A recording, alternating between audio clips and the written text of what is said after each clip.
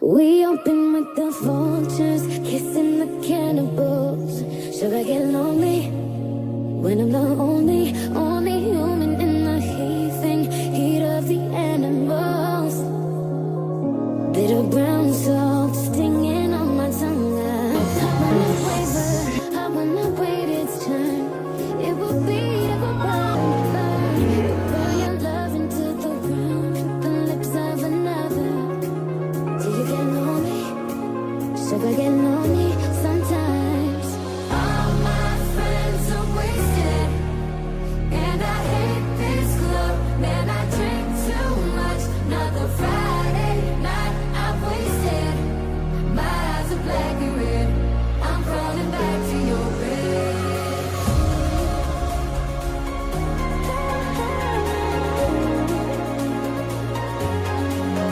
Another Friday night I've wasted. My eyes are black and red. I'm crawling back to your bed.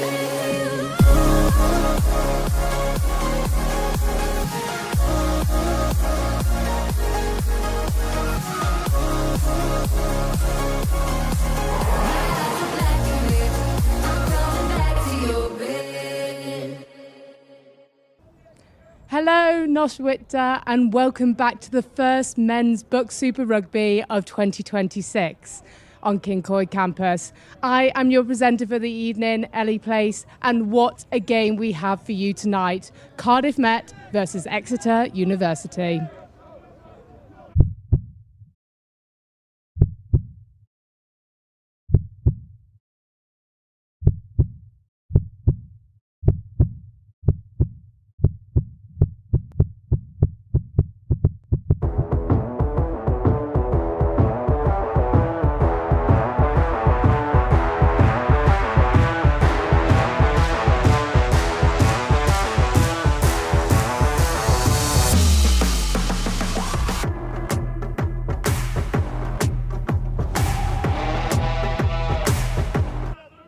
So the last time these two rivals faced each other, Met just lost out with a 36-32 defeat.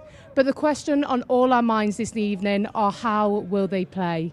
Will they get a comeback, or do they need a little bit of Dutch courage?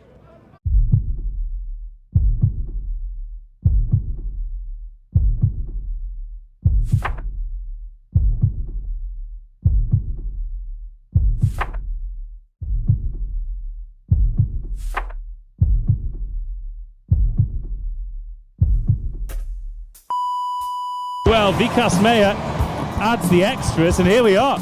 You're led, And BUCS Mayor to take them up to 40 points. Now, this is a big kick for BUCS Mayor because it would put Cardiff Met 3 scores ahead. That pure right boot. Hi, my name is Vikas Meijer. I'm 22 years old and I'm from the Netherlands. So when I grew up, I moved to Hong Kong for my parents' their job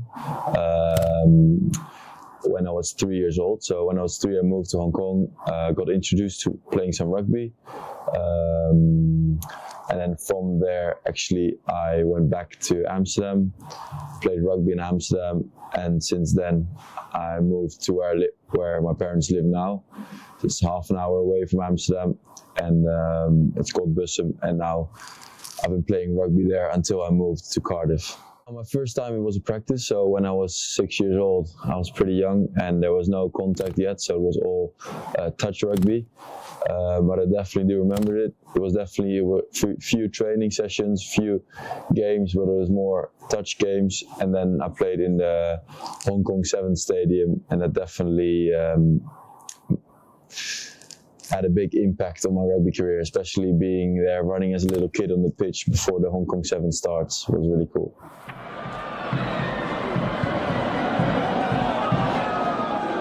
So for me to represent my country, it's a dream, an honor, a privilege to be able to share the pitch with good mates and play for your country is just insane. Like, we're not the best country yet, but we're a developing country, so trying to leave the shirt in a better place, improving the Dutch community and rugby community is a privilege to be part of. I see myself in 5 years, hopefully as a professional rugby player, playing in the World Cup. So not this one, but next one, 2031. I see myself in America playing for the Netherlands, signed with a professional contract, and doing something I really enjoy, and being able to support and show that I'm worth it. For me, how I got to know Cardiff Met as a rugby university was me looking at different opportunities for me to play rugby. So our head coach of the national team was Lynn Jones, and I spoke to him about looking at opportunities to go to France, to go to Italy, and he actually mentioned that Cardiff Met University, or like going through the BUCS League, was a really good idea, and he knew the coaches here at Cardiff Met, and he actually did a word for me and got me into the pre-season team, and that was actually the first step for me, so I could pursue rugby here and also get a degree at the same hand, for a backup plan. As you know, like, rugby is a very high injury sport, so it's always good to have a backup. The objectives for Cardiff Met this year is to win BUCS. I think for us as a team, we think we can definitely do that as well. We've got the potential, so being able to do that, we should have a good look on ourselves and just make sure we get better every week as a team and keep improving and making sure we can get out on top.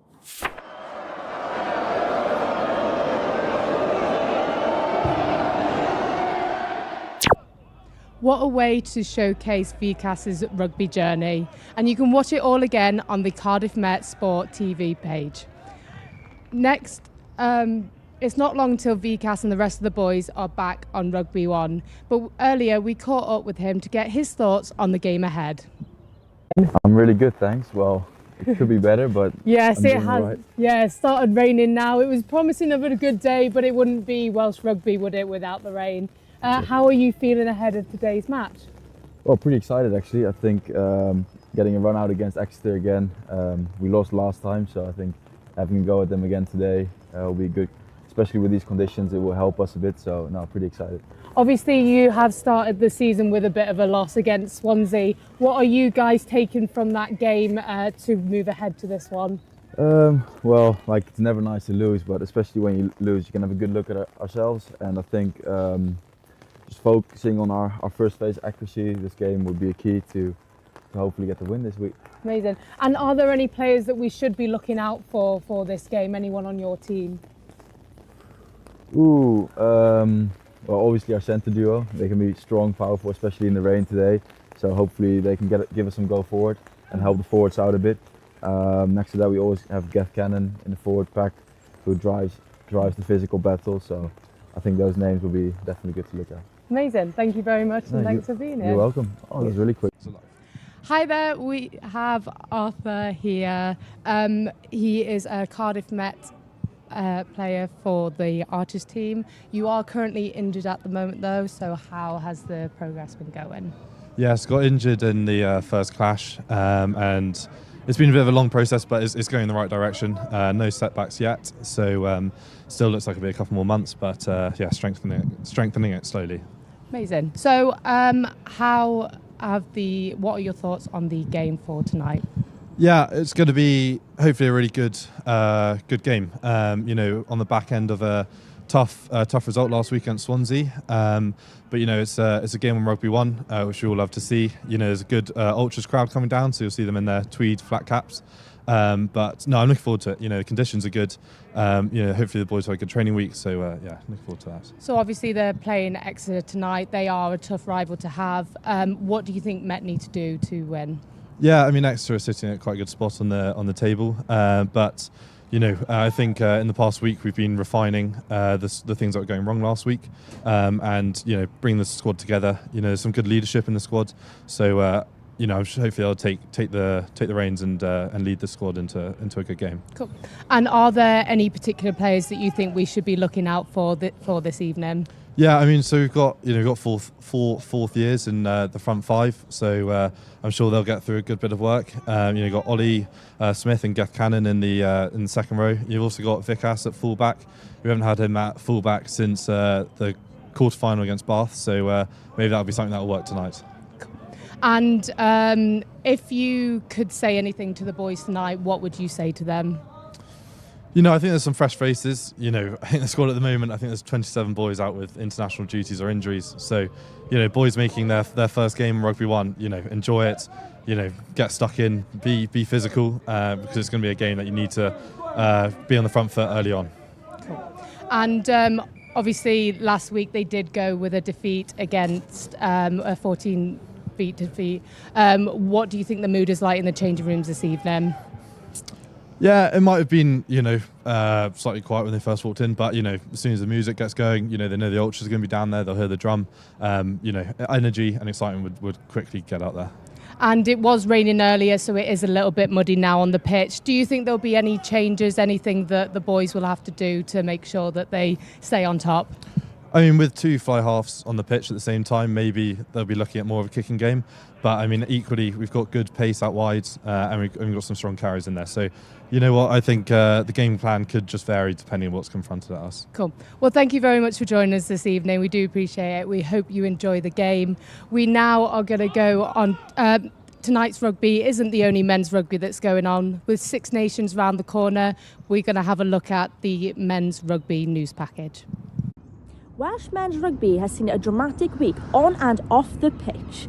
The Scarlets recorded a historic victory in the URC, beating Ulster for the first time in 22 years. Now, Ellis Smith, the hero in Patrick Scarlett, scoring a sensational 50-metre try in just the 83rd minute to secure a 27-22 win. The result lifts the Scarlets, moving them above Zebra. Off the field, major changes continue in Welsh rugby's ownership landscape.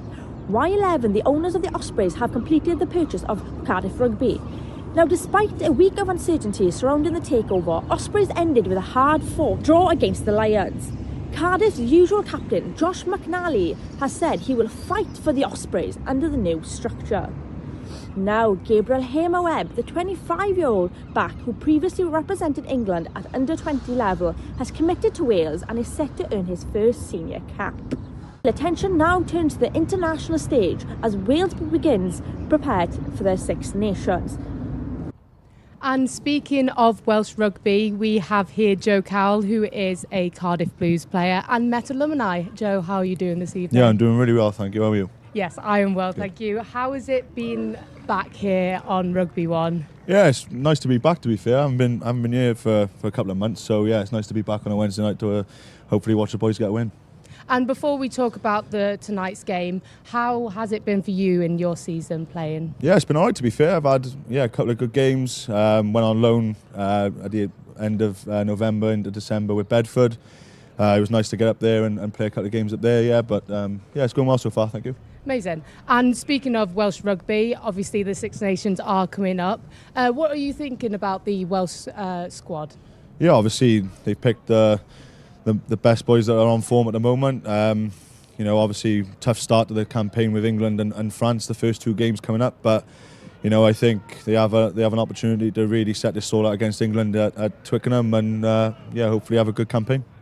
And going to rugby here, it feels like you've never really left, really. I've seen that you're now coaching here as well. How is that going? Yeah, it's really good. Yeah, we have a really good coaching setup in Rhys Robertson, Charlie Hancock as well. So, really enjoying it. Enjoying coming up here and helping coach and hopefully see the boys win most weeks as well. So, yeah, it's good. So, being a coach here, hopefully you have a little bit of insider knowledge for us. How do you think Met have prepared for this game? Yeah, well, we were lucky enough to train against them on Monday night, so hopefully we prepared them quite well. I think obviously with the loss against Swansea last week, I think they probably had a pretty tough analysis session come the end of last week, so they probably tried to right a couple of wrongs from the game last Wednesday and hopefully put that to play tonight against a good Exeter side.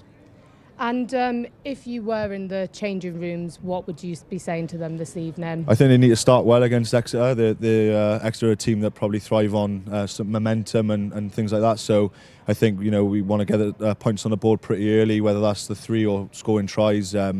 I just think of just effort and a mentality of going out there to win. I think obviously I had a pretty tough couple of games running into Christmas, and obviously that one last week probably didn't help either. So, I think they have a lot to prove tonight, and it's coming to the back end of the season where they need to start winning games. So, it's a lot of pressure on them tonight, but they got the right boys in the team to hopefully go out and win tonight.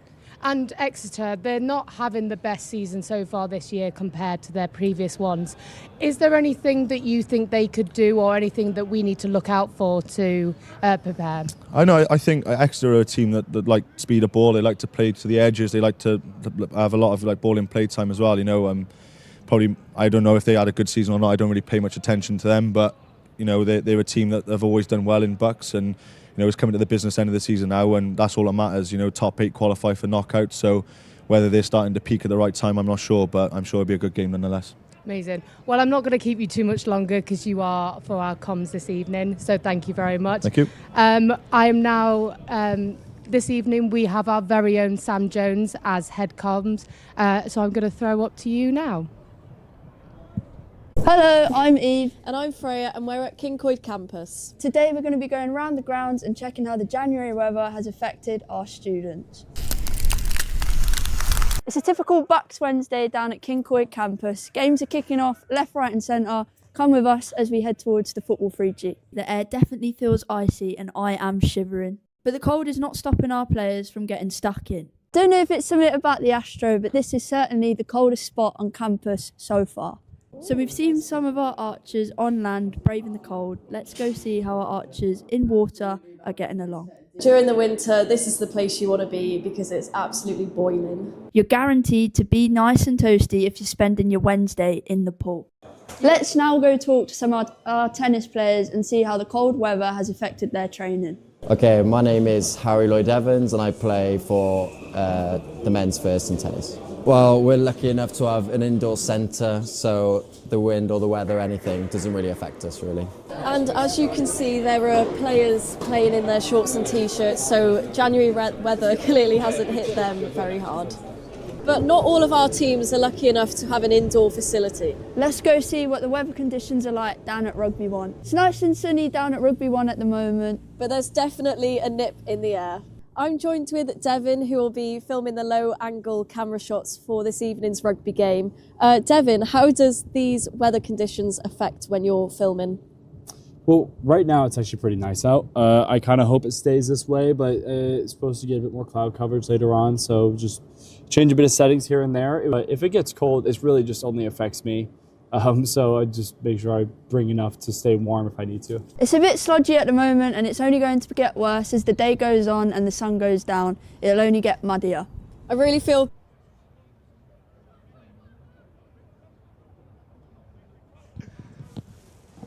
Croeso and welcome. A bitter Welsh night in Cardiff where the cold cuts deep and the lights are burning bright.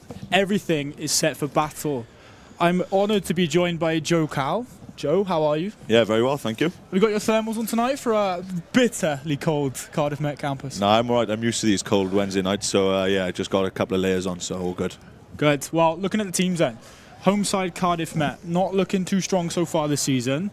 A bitter defeat to local Welsh rivals Swansea last week. Similar team out today. What do you think the message will be within that?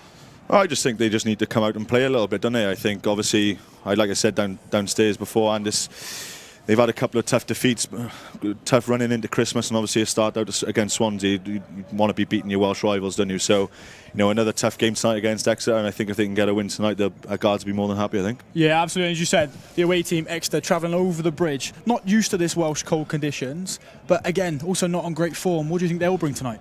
You never know with Exeter. They're a BUCS giant of the past couple of years. They like to play a lot of rugby. I think, in terms of the conditions tonight, it's not raining, it's a bit cold, it's a bit wet underfoot maybe, but, I think the Exeter themselves will be wanting to play a lot of high-speed rugby, and hopefully it'll be an entertaining game. Right, let's take a look at the teams then.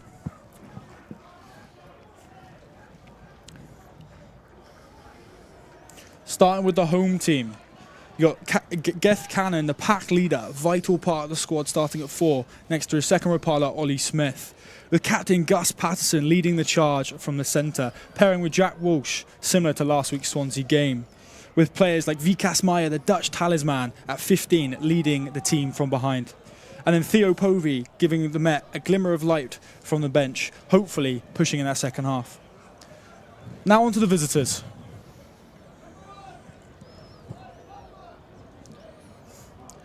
An uneasy Exeter squad, but glimmers of light within that squad. Players like Tom Gully, a joint top try scorer last season, will sure to bring the Exeter side some joy in the front foot, but also try scoring.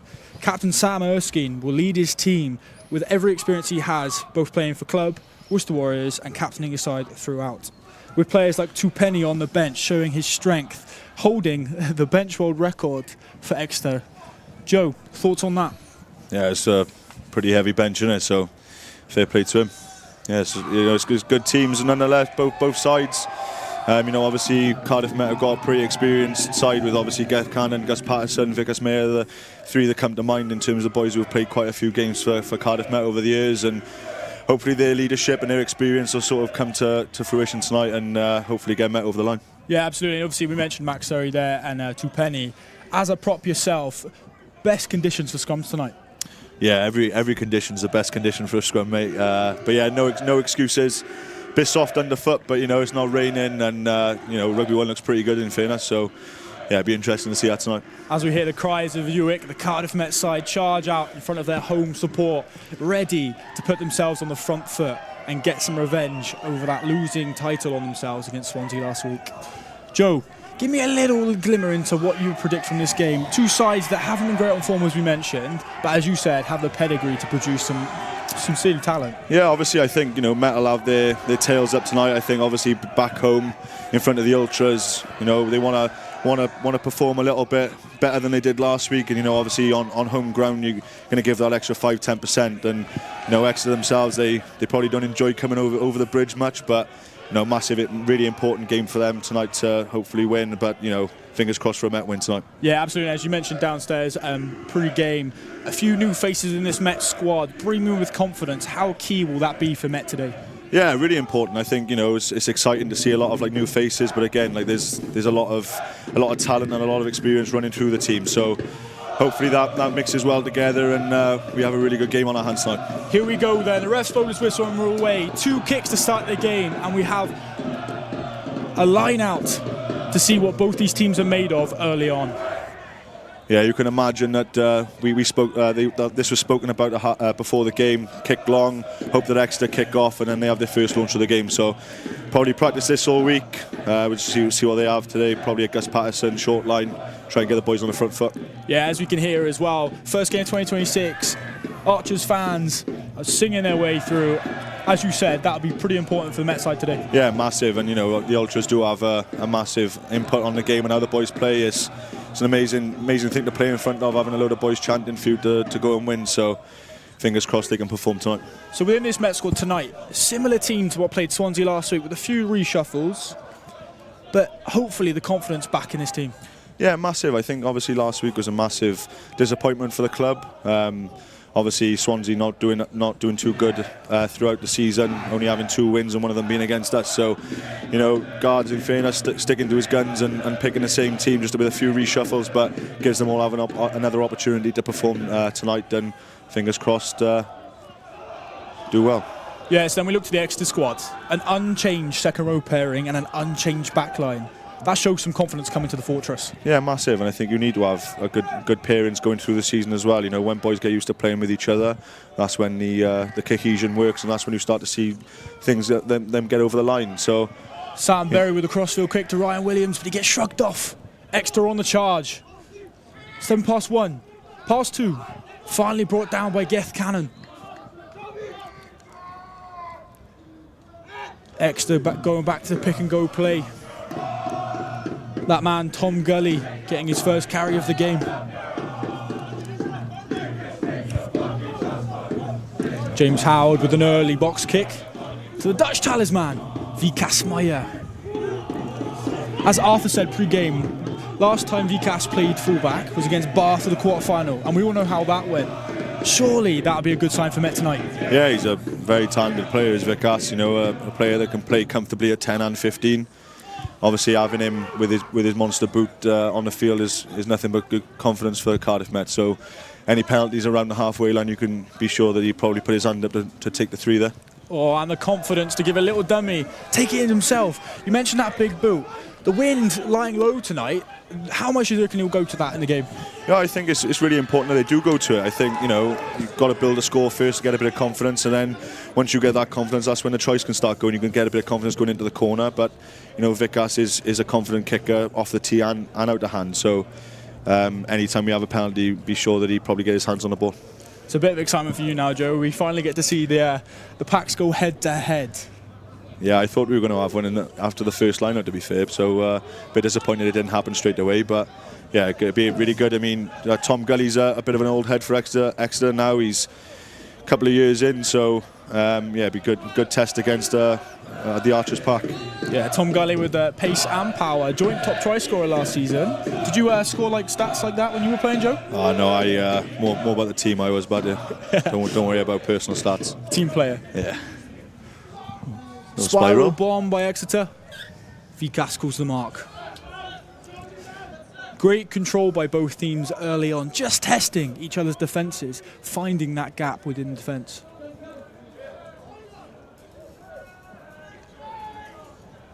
Exeter repping their turquoise kit tonight, Joe. Thoughts? It's nothing like the maroon and gold, but no. Eyes only set on the home side.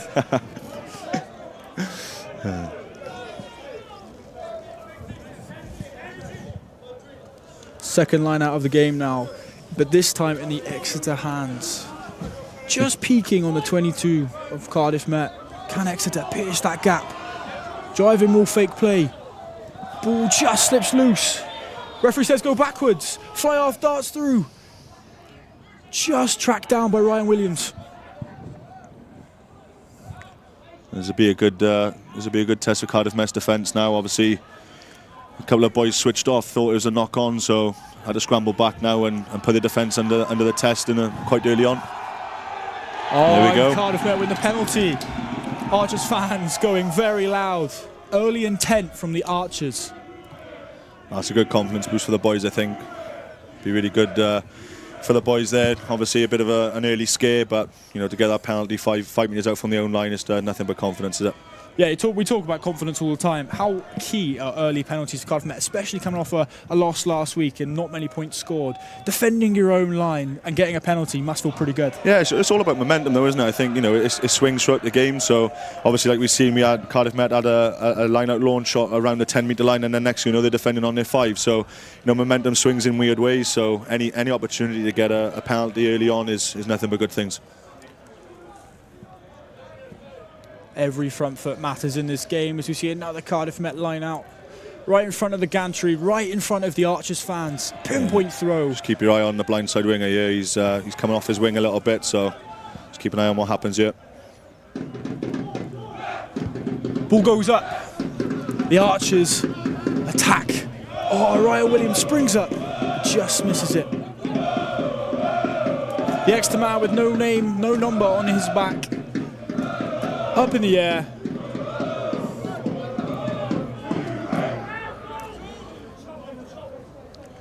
Exeter yet again going to that box kick. Clearing their lines.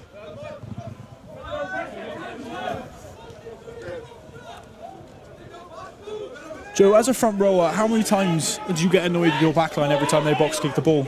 Oh, look, I think it was any time to get a bit of territory or possession. You just, as long as it's a decent kick by the halfbacks, you're not too bothered. But sometimes you get a bit tired running back and forth. But that's what the game's turned into at the moment. It's a kicking battle, trying to get a bit of territory and hoping that one team cracks, and then you can go from there. Then.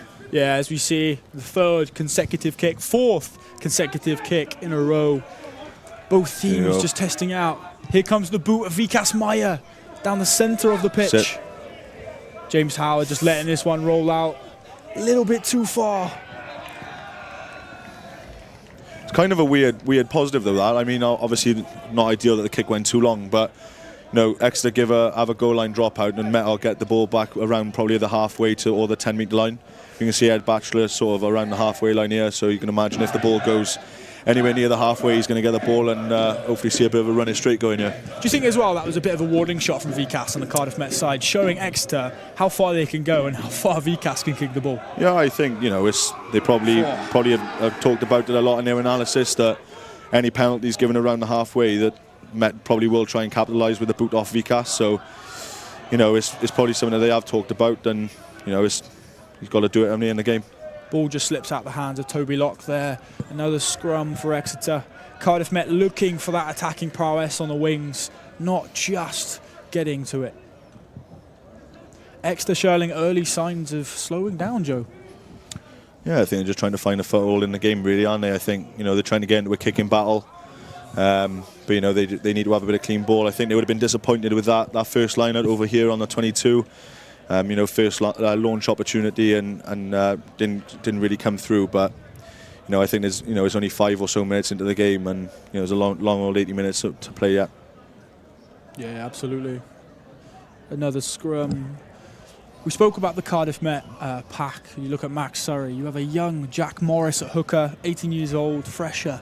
Great experience in the BUCS Super Rugby. Yeah, massive. I think, you know, the earlier you can get someone into BUCS Super Rugby is going to be nothing but good things for the uni over the years. I think obviously if you're good enough to play at the level of BUCS Super Rugby, and, you know, age shouldn't really matter. I think, you know, if you have the ability, you should be able to be put out there and put to the test. So, you know, obviously Jack being a fresh, he's got another 2-3 years left at the university, and hopefully over the next 2-3 years he can kind of become a leader in the group and with really experience, you know. Yeah, how important as well as a player is it to have like players like Geth Cannon, Ollie Smith behind you, but then obviously surrounded by Max Surrey, Alex Wakefield, and as you said, like younger players, well, Ed Batchelor and Kerith Davies. It's pretty important to have that solid like bond between the team. Yeah, 100%. I think it gives you the confidence to kind of express yourself as well. I think, you know, having boys who are experienced and have played a lot of games at BUCS Super Rugby, it gives you that ability and that confidence to go out and express yourself. So, you know, it's nothing but good things for the team, and I think it's the same with Exeter. You know, you've obviously got Tom Gully, you've got a couple of other players in and around that team who have played quite a few games over the years. So,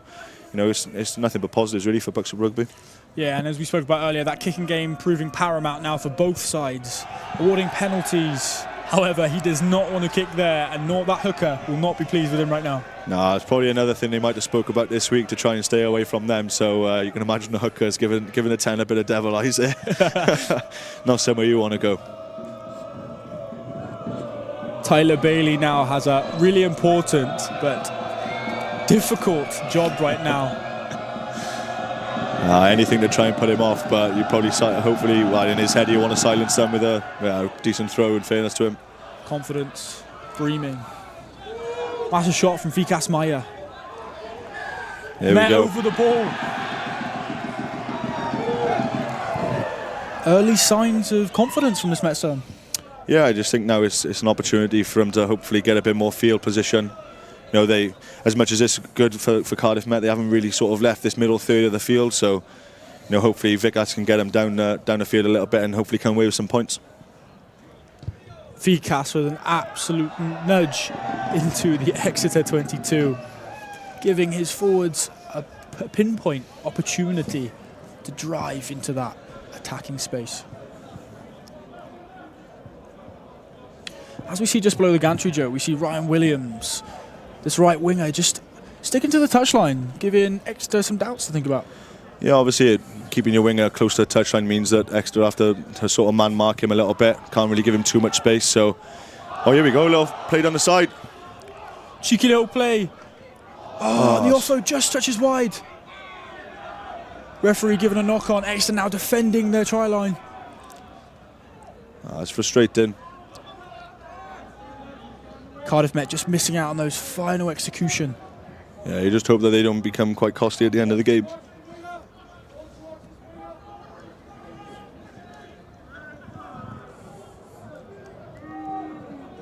Cardiff Met just dropping into the backfield to catch his kick. The screams of nowhere as Exeter go 5 metres, but not far enough.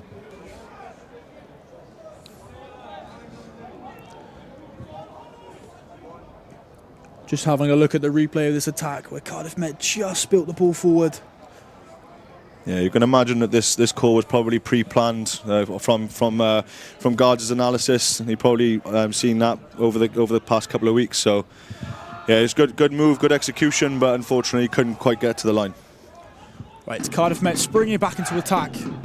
Kerith Davies on the ball. No, he's in. Jack Walsh is through. Hop, skip and a jump, and he puts Met on the board for the first try of the game, and Cardiff Met will be loving that one, Joe. Here we go.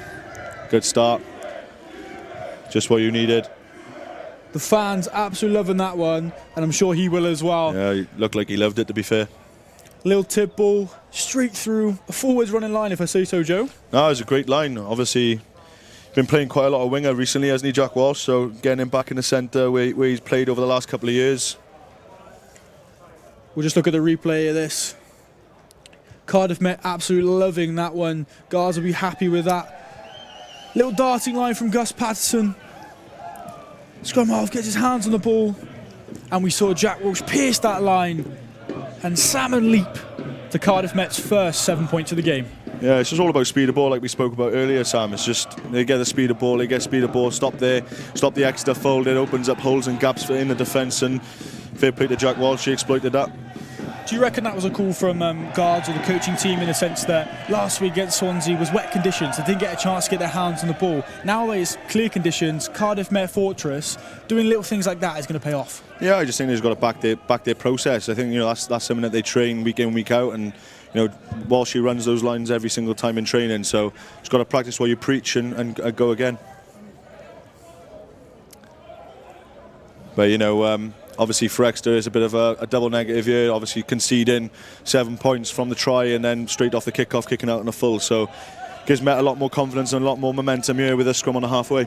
Yeah, if you're Cardiff Met though, you can't count out Exeter. The pedigree, as we spoke about earlier, as you said, that championship pedigree does not disappear, and Exeter will not bow down for this now. No, 100%. They know that 7 points won't mean a lot come the end of the game, but they got to keep the foot on the throat here, Cardiff Met, and hopefully get a couple more tries before sort of half time. A cheeky step by Sam Berry, setting us back into play on the halfway line.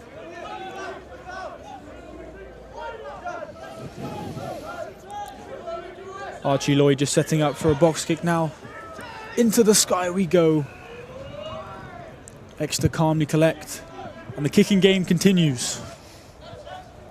Yep, here we go. To space we go with BUCS Meyer, deep into the 22. Calmly collects. Another punt of a kick. This time Sam Berry will look to kick. Yes, he will. It's got to stop. It's got to stop. There we go. There's a turn for Exeter there. There's a green flag. A good positive result for Exeter. Staying in that kick battle and getting a scrum around the 10-metre line in Cardiff Met's half. Do you think that's 1-0 Exeter now, Joe? Well, I think it's definitely something for them to think as a positive. Obviously going into a kick battle and coming out on the right side is always a good thing. So a bit frustrating for Cardiff Met, but puts pressure on the scrum and a good defensive set now. Yeah, we saw previously on the halfway line Exeter putting in a massive shove against Cardiff Met. Can this Cardiff Met squad hold firm this time? Yeah, we're looking at around the third scrum of the game now. They probably sussed each other out, so you can imagine that they're probably going to lock horns and try and get after each other. Yeah.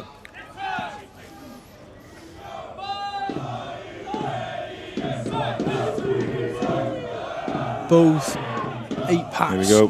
Clash straight together. Exeter just edging their way forward. Cardiff Met staying firm. Referee gives Exeter advantage. Exeter win the penalty. What was that penalty for, Joe? It's a tight dead kicking away, I think. But again, you just look at that now. We were talking about momentum earlier. So Cardiff Met were in a driving seat, and now you look at Exeter. They win a scrum, get a scrum penalty, and now they're 10 metres out from the Cardiff Met line.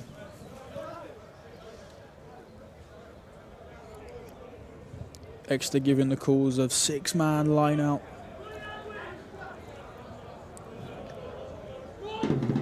On the 22 then, can Exeter pierce a hole in this Cardiff Met defence? Charging run.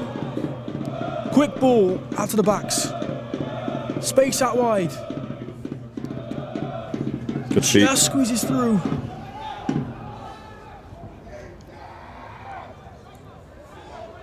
Exeter need to charge forward. Cardiff Met need to stay disciplined.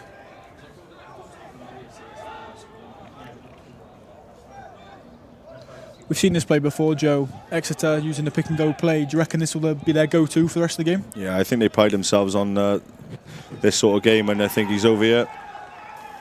Tom Gully, I think. Oh, he's short. Just go around. He's short. Is the ball playable? Cardiff Met don't think so, but Exeter do. Exeter with ball in hand now. Spins. Held up, I think. Ref too far away to see, but he gives it. There we go.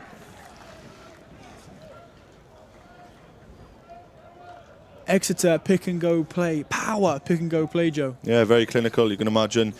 Bit kind of like how Exeter Chiefs like to play, very clinical around that sort of 5 metres out and pick and go game. So, you know, they pride themselves on that up front, and yeah, fair play to them. Good try.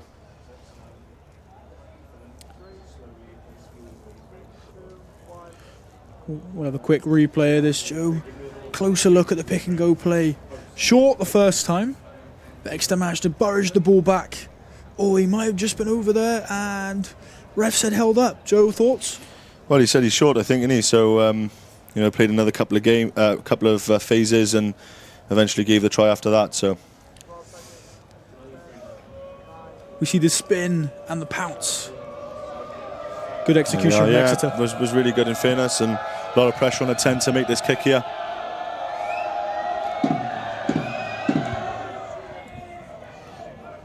Yeah, fair play, good kick. Good nudge from Nick Allison. First of the night, but I'm sure he'll continue to play. You mentioned that Exeter Chiefs kind of play style, Joe, that you've seen in the Exeter team tonight. We look at the players within the squad. As you said, there's Exeter Chiefs throughout the squad, and you would display that pretty quickly.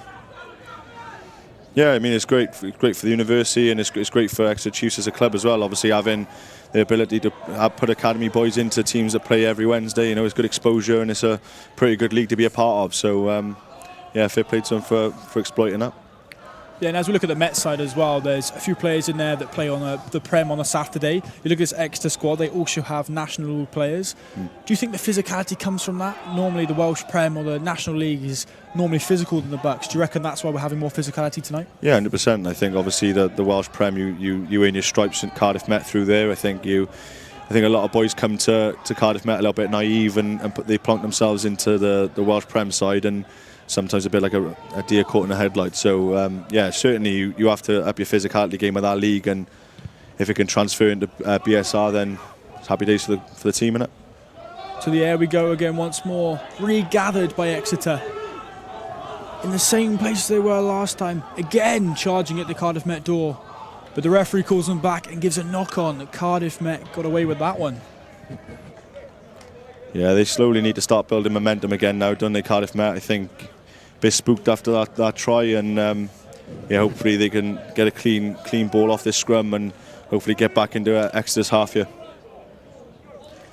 So obviously we've spoken about the forward pack, Joe, your speciality. However, obviously we mentioned as well the unchanged backline.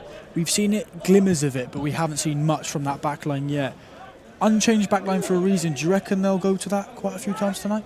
I mean, you'd think so. I mean, there's a lot of boys in that backline that have a lot of talent. So, you know, it's a 15-man game, and then a 1 to 23 come the second half as well. So they're going to look at everyone in the team to hopefully pull their weight through and do everything they can for the jersey. So back to the backs then, BUCS with another huge kick. Wow. Oh, just bounces inside. The relief on the Exeter.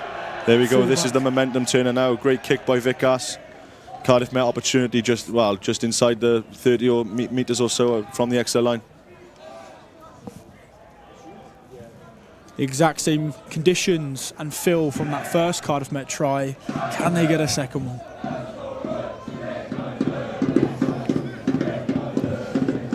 Jack Morris throwing in now, huge looping throw. Yeah, I thought the ref was going to give a nod straight there, but happy days. This good platform for Cardiff Met here. Do you reckon that was pretty generous for the Met side? Oh, I don't know about that. No comment. No comment. No comment. Luckily the ref can't hear our comms. Alex Wakefield now, powering through. Ryan Williams noticing a gap on the far side. A little kick through. Lovely little nudge. Can he get his feet? Can he regather? Oh, wow. Has it gone Unlucky. out? Just kicked it too far. Yeah, 22 dropout now for Exeter to turn the momentum here. We're 20 minutes in, Joe, and this game has been electric from the start. Met need to continue this for the full 80. You look at the Exeter bench, maybe a bit more experience in the Cardiff Met bench, and yeah, just very strong. Yeah, it is, and I think, like we said earlier, it's an 80-minute game, and 1 to 23, everyone will play their part. So, it's up to these boys to start the game and give the bench boys a good platform to come on and hopefully see the game out.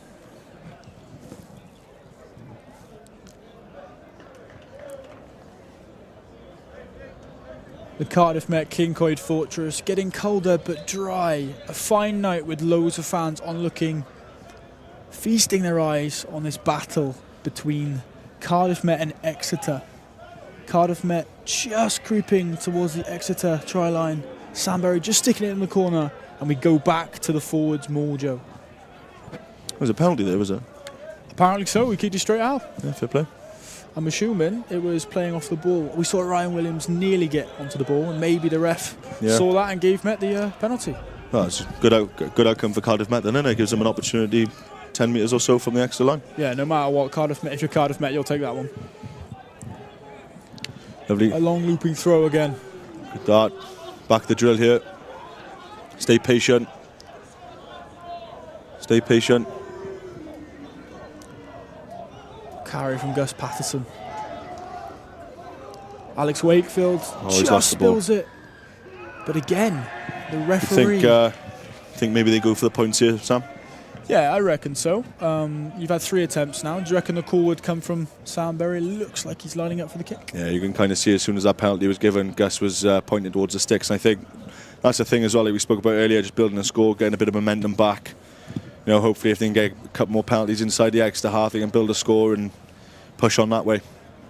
If you were playing, would you be dying to get the ball back on that line out again, so close to scoring? Would you let the backs choose it, or would you go for it? For what? From the penalty? Yes. I probably would have gone points, to be honest. I think it's the right decision by Gus. They'd have had a couple of opportunities here, and if you keep going to the corner and you lose the ball, it's a momentum shifter for Exeter then, isn't it? So take the 3, build a score, and then you can start playing then. Cardiff Met take the lead once more. Cardiff Met 10, Exeter 7. The home team just solidifying the fortress.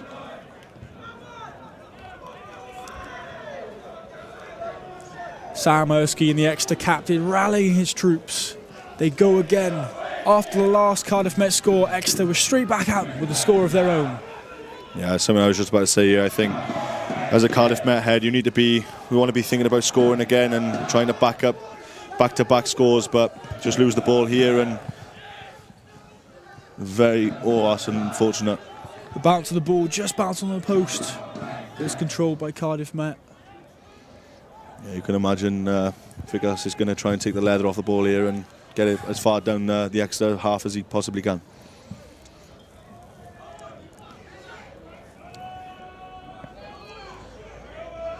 It's not about the kick, is it, Sam? It's about the chase. You've got to make sure all the boys are ready to go. Nice flat line, otherwise you might get Exeter just pick off. Imagine one of the forwards might take it up here. Yeah, do you reckon that's why they have VCAS at the back? We saw obviously VCAS featured in that squad, that the triumphant win against Bath last year in that quarter-final. It obviously worked then, and so far it's working now. Do you think that's why they go to that call? I think obviously having the ability of having 2 10s on the field is really important as well. Obviously, Sam Berry's a left-footed kicker and Vickers is a right, so that opens up the whole field as well, which is probably another positive. And Vickers is a very educated player. He sees the game really well at 10, so putting him in the backfield, he can read the game well, and yeah, hopefully just again building points for Cardiff Met, and yeah, nothing but positives having Sam and Vickers on the field at the same time. Absolutely. We just saw Exeter go back to the sky, using their height difference just over Ryan Williams there to regather the ball. The ref with an outstretched arm. Exeter with free ball. In the wide field, closest to the fans. Exeter barging their way through.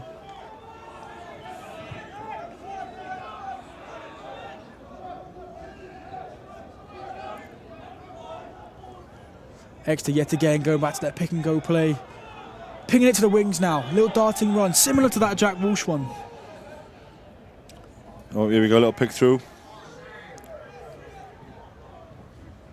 Gradually fighting their way forward.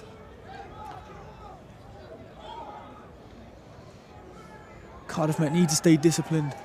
Oh. again, though, it's just momentum shifting again, isn't it? Like, you know, they work hard to get the penalty up there and take the 3 points, and straight off the kick-off, they lose the ball, and then they're under the cosh again. So, you know, I think the comms coming from guards and Coley over there would just be back up the positives and get the ball away from the half off the kick-off. Yeah, it almost seemed like that Exeter try there was kind of a carbon copy of what they did in the first try. Do you think that would be a message to Met now to be like, stop letting them in, stop letting their forwards barrel their way forwards? Yeah, it's just a massive coach killer, isn't it? I think, you know, they probably been really happy with what happened in terms of the possession and getting the field position where they were. End up taking a 3, which was the right decision at the time, and then straight off the kick-off they lose the ball and put themselves under pressure. So I think, you know, comms there would just be clean kick-off, clean exit, and work hard from then. Yeah, that pick and go play we keep talking about, just outstretching his arms. Referee saw this one on the first occasion.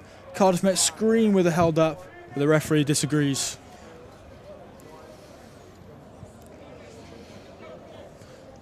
The away team now with the lead, 14-10 to Exeter. A back and forth occasion, 25 minutes gone. We've seen 3 tries.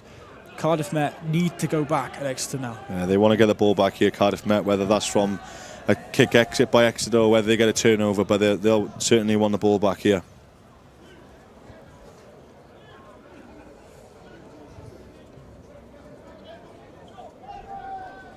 Exeter resorting to that box kick option, clearing their lines, giving the relief. Here we go. Here's an opportunity for them to play now. Looks like Extra body over the ball, but just unlucky, as you said. Quick ball. Going to play the narrow Space here, out Exeter. wide. Very narrow. One more pass. Oh, Ryan Williams just caught there. Smart decision to keep the ball in hand. Still an opportunity to play blind there. Yeah, Jack Walsh is screaming. Now they're going to look to try and kick again, try and get into a kicking battle. Bit of a weird decision there, Joe. I just think there was a bit of, like, there was not really much front football there, was it? They didn't really know where to go, middle of the field. Try and get into a bit of a kicking battle, but Mark caught by Exeter and hopefully get the ball back here and try again. Vikas Meyer with options, but again he resorts to going back to space. Just misses the ball, but managed to regather it. Here we go. Front foot now, they need to speed the ball here. Want to try and get to an edge. Put the Exeter defence under pressure. Sam Berry with a little dink through. Here we go, ball's up. Still on. Knock on advantage as well. Yeah, I was just about to say, ref outstretched arm. Cardiff Met with all the control. It's better though. It's getting a lot better. You know, fair play to Vikas. Good decision to go up and under contest the ball there. Is it a case, Joe, where we're seeing now Exeter resorting to their go-to drives? They're sticking to the basics, and now we've just seen, obviously, Vikas kick resulting in another attacking set by Met, as we see here on the replay. Kick through. Just causing a bit of chaos. Yeah, and then it's just all about scramble. You know, Exeter will be scrambling back into defence. It's just whoever can react the quickest. And fair play to Cardiff Met. They visualise the space and put it through, and they have a scrum 5 metres out now. There's a really important scrum here. You can imagine Exeter are probably going to go for it. They obviously a lot of confidence from the last scrum with the penalty, so you can imagine that Archie Lloyd's probably going to get the ball in and out here. You're a man that's familiar with the scrum. In this scrum now, if you're Cardiff Met, are you looking to attack? Are you looking to hold to get the ball out? No, I get after every scrum button there. Have a go. But you know, they're a bit under the cosh here, so yeah, right decision to get it in and out. Little crossfield kick here. Ryan Williams just slips and the ball slips away from him. We've seen that option available many times, but literally slips away from his hands. Oh. He'd be kicking himself, I think, there. Really disappointed he was in. 100% he was in. If he just got hands to the ball, he would have been over the line, but you know, they still had advantage and penalty there, so yeah, potentially a tap and go, but not sure whether that should have just gone into the corner there and build a base from the line out maybe. The forwards have gone, no, we're having this one, we're going forwards. So hopefully they're clinical here. Yeah, we had advantage anyway, so it's on to go here, I think. If they have advantage. Free ball nearly knocking over the post. That's not wind, I promise. That is the strength of the Cardiff Met pack. I think it's on to go here. If they got penalty advantage, why not? Give Switch it a go. sides, Gus, the captain, calls it. Sam Berry piercing round. Little hole. Oh, the ball just slips. All right, good hands, Walshy. Toby Lock on the wing. Stay patient here. Have to stay patient here. You still got penalty advantage. You don't need to do anything crazy. Stay patient. Keep the ball. The pick and go play. Cardiff Met resorting to their forwards once more, using Exeter's tactics against them. Yeah, forward down as well. I think Cardiff Met. Max Surrey's down. They tried time for Cardiff Met. Yeah, they needed that, as you said. They had 2 men down actually. Ryan Williams on the Kerrith wing and Max Surrey down. Kerrith Davies pounces over the try line, giving Met that relief and taking the lead once more. Those Cardiff Met fans are loving this one, Joe. 100%. You know, in fairness, they worked hard for that. Had the penalty advantage, but stuck to their guns and get into the post. But looks a bit concerning for Max Surrey over there. Yeah, Cardiff Met would be happy with the result of that one. But as we said, we look at the replay now. Just barreling their way over. Referee giving the try. You were right, the man Kerrith Davies just being awarded the try. Yeah, it's not looking good here for Max Surrey, unfortunately. How vital is it losing a position, well, like Max Surrey now, a player and position, this early on? Yeah, I mean, it's not ideal. I'm not sure if Cardiff Met have anyone on the bench that can cover if anything was to happen. So, you know, it's a specialised position in it, and it's not as easy as if anything happened to Dill Barrett now who's coming on, you know, then there's a conversation to have. But, you know, it's real unfortunate for Cardiff Met losing someone so early on, but you know that's why you've got a bench and you've got to back the bench to come on and make an impact here. Yeah, would you say then all the weight is on Dylan Barrett's shoulders now? We looked at Exeter bench and we spoke about players like Tupenny. In that front three will be vital contest in the second half, and as we know, the game is a tiring game, and going into the dark depths of 80 minutes, that could be vital. Yeah, I think obviously probably not massive weight on his shoulders. He'll probably just come on and do his job as anyone will do, and I think, you know, obviously you want to start games, and come on earlier than expected is good for Dill. Massive shot from Exeter there, forcing Cardiff Met back into their 22. We spoke about that, wanting to get a good exit. Hopefully that should have gone off really, but back to defence here. Yeah, we see Jed Finley with a darting run. We talk about benches, his brother's on the bench tonight. How good would it be able to see both brothers playing again? Yeah, it'd be good, be very good. Always easy for the family anyway, don't have to worry about splitting up, and at least all the family can watch one game instead. Sam Berry calling the mark, relieving the pressure. Another kick, again not going out. A juggling act from Nick Allison. Into the sky. Ooh. Ooh. Ooh. Yeah, we spoke about obviously off the kick-off. They've obviously had the conversation beforehand about getting a clean catch and a good exit. I think, you know, Vic Castle probably would have liked that to go into Rose Ed, but you know, without that, they still defended well, got the ball back, and now got a penalty. And you can imagine Vic Castle going to try and get this as close to the corner flag as he possibly can. From this decision now, we know Vikas has got the boot. He's got the 3 points in the bag, but he's gone for the corner. What do you think the thoughts around that? He's got to back the drill, haven't you? I think, you know, the line-out's going well so far tonight. You know, they've got to back themselves here and hopefully try and play for a pen and then go from there. We see Exeter's main man, Tom Gully, just seeking physio attention. Hopefully for Exeter, he can come back into the fold. We spoke about joint point scorer last year, try scorer, sorry, and key for this Exeter squad. Yeah, 100%. And I mean, like, probably a bit of an Exeter talisman, really. You know, very experienced player, been there for a few years, and you know they want to keep him on the field for as long as they possibly can, I think. Right, Jack Morris has the ball in hand then for this line-out. We've seen it before, Joe. Can we see Cardiff Met get their third try? Yeah, you can see Gareth Davis there in the +1 position, so you look like they're probably going to go for a drive here, but Archie Lloyd's at the front there, so might be a little peel out, you don't know. There we go. Almost like you called it. Gus Patton driven back, but still in the fight. try and get a bit of speed of ball here, probably Cardiff Met. Try and beat that fold of Exeter. He's still got quite a few players on the blind side here. We see Ryan Williams again, just sitting on that touchline.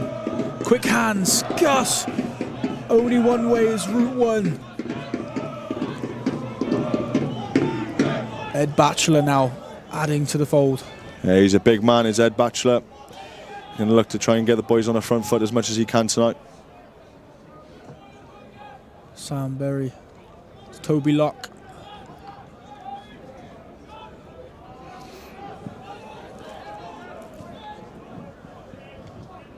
Oh, a little scrum half dart.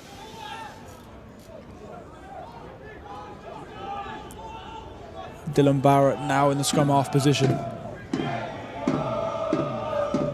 Yeah, they're not really going anywhere yet, are they, Cardiff Met? I think they're trying to get as much yards as they possibly can, but trying to play for a penalty maybe. But you know, they're going to have to look to try and use the backs in a minute because the forwards are getting through a heap load of work at the moment. How easy is it for Exeter to read Cardiff Met's play? We see them very tight in attack, very forwards based. Exeter just staying tight and staying disciplined. Yeah, I mean it's important for Cardiff Met as well to sort of steal numbers and get numbers to the floor. I think that's the best way that they're going to try and get gaps. I think for Exeter the defence is pretty straightforward, having straight up runners off 9. So you know, I think Cardiff Met would like to try and sort of stress them a little bit, but you know, I think Exeter stole this ball now, so a bit disappointing from a Cardiff Met's point of view. Would have liked to have seen some points come out of that couple of phases there. As you said, is it a case scenario where they tried to resort to the same thing over again? Exeter read it, Exeter stole it. Yeah, and I think you look at your halfbacks there, you think, like, after how many phases do you think, oh, enough's enough, let's get to an edge and reset? Or, you know, I think, you know, you're putting the forwards through a lot of stress and a lot of energy exposure there, and I think, you know, you've got to look at your halfbacks and think you've got to make a decision to get wide and sort of like stretch the Exeter defence a little bit, because I'm not sure whether they were put under too much stress there. Jack Morris yet again with the ball in hand, expecting another darting ball into the second row.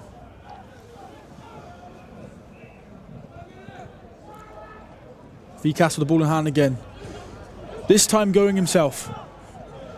Exeter looking for that jackal. Dylan Barrett now with the ball.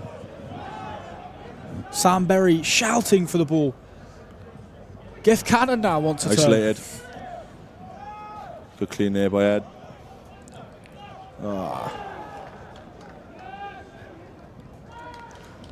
We're approaching the final minutes of this half. You see the pressure starting to get to Met a little bit. We see a mistake from VCAS, which is normal for him. Yeah, I just think as well, like we spoke about it all game, you know, it's just momentum in it. I think, you know, it's gone a bit quiet on Rugby 1, and there's not really anyone sort of like putting Exeter under pressure, really. I don't think. I think, you know, from an Exeter point of view, if I was an Exeter coach, I'd be quite happy with how they've managed this first half, really.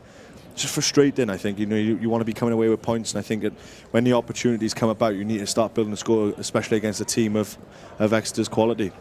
Yeah, absolutely. And we saw the last time these two teams met, it was 36-32 to Exeter, who were the home side when Cardiff Met travelled down to there. We know there's point scored, 15-14 on the board so far. Do you reckon this will continue, the scoring will continue in the second half? Yeah, I think so. I think that the floodgates will open soon, but, you know, you just, from either side, you want to be the ones that score first. And I think, like we said, you just building a score is vitally important. You know, it gives yourself a cushion to have that confidence to kind of go to the corner, do things that you might not do. So, you know, I think it's frustrating, but, you know, obviously we had that opportunity in the corner with Ryan, and, you know, that'll be disappointing. But, you know, there's been so many opportunities for Cardiff Met and Exeter, and I think Exeter at the moment have taken more opportunities than Cardiff Met have. Yeah, and absolutely. If you're part of that coaching, Cardiff Met coaching team, they went into half-time against Swansea down. They're going into this so far, commentators curse, but so far going in leading. There's some positives from that as well. Yeah, it is 100%. And like, you know, like the coaches have confidence, and they know that they can score points. You know, I think that's the confidence, is that they have the ability to score points. They have the players there to be able to score points and create things. But I just think it's got to happen now in this game. I think, you know, you're only going to get so many chances, and I think at the moment Exeter are taking more chances than Cardiff Met have. Yeah, absolutely. Right, as we return back to play now, Exeter with ball in hand, scrum just on the Exeter 22. Yeah, I have a reset here, I think.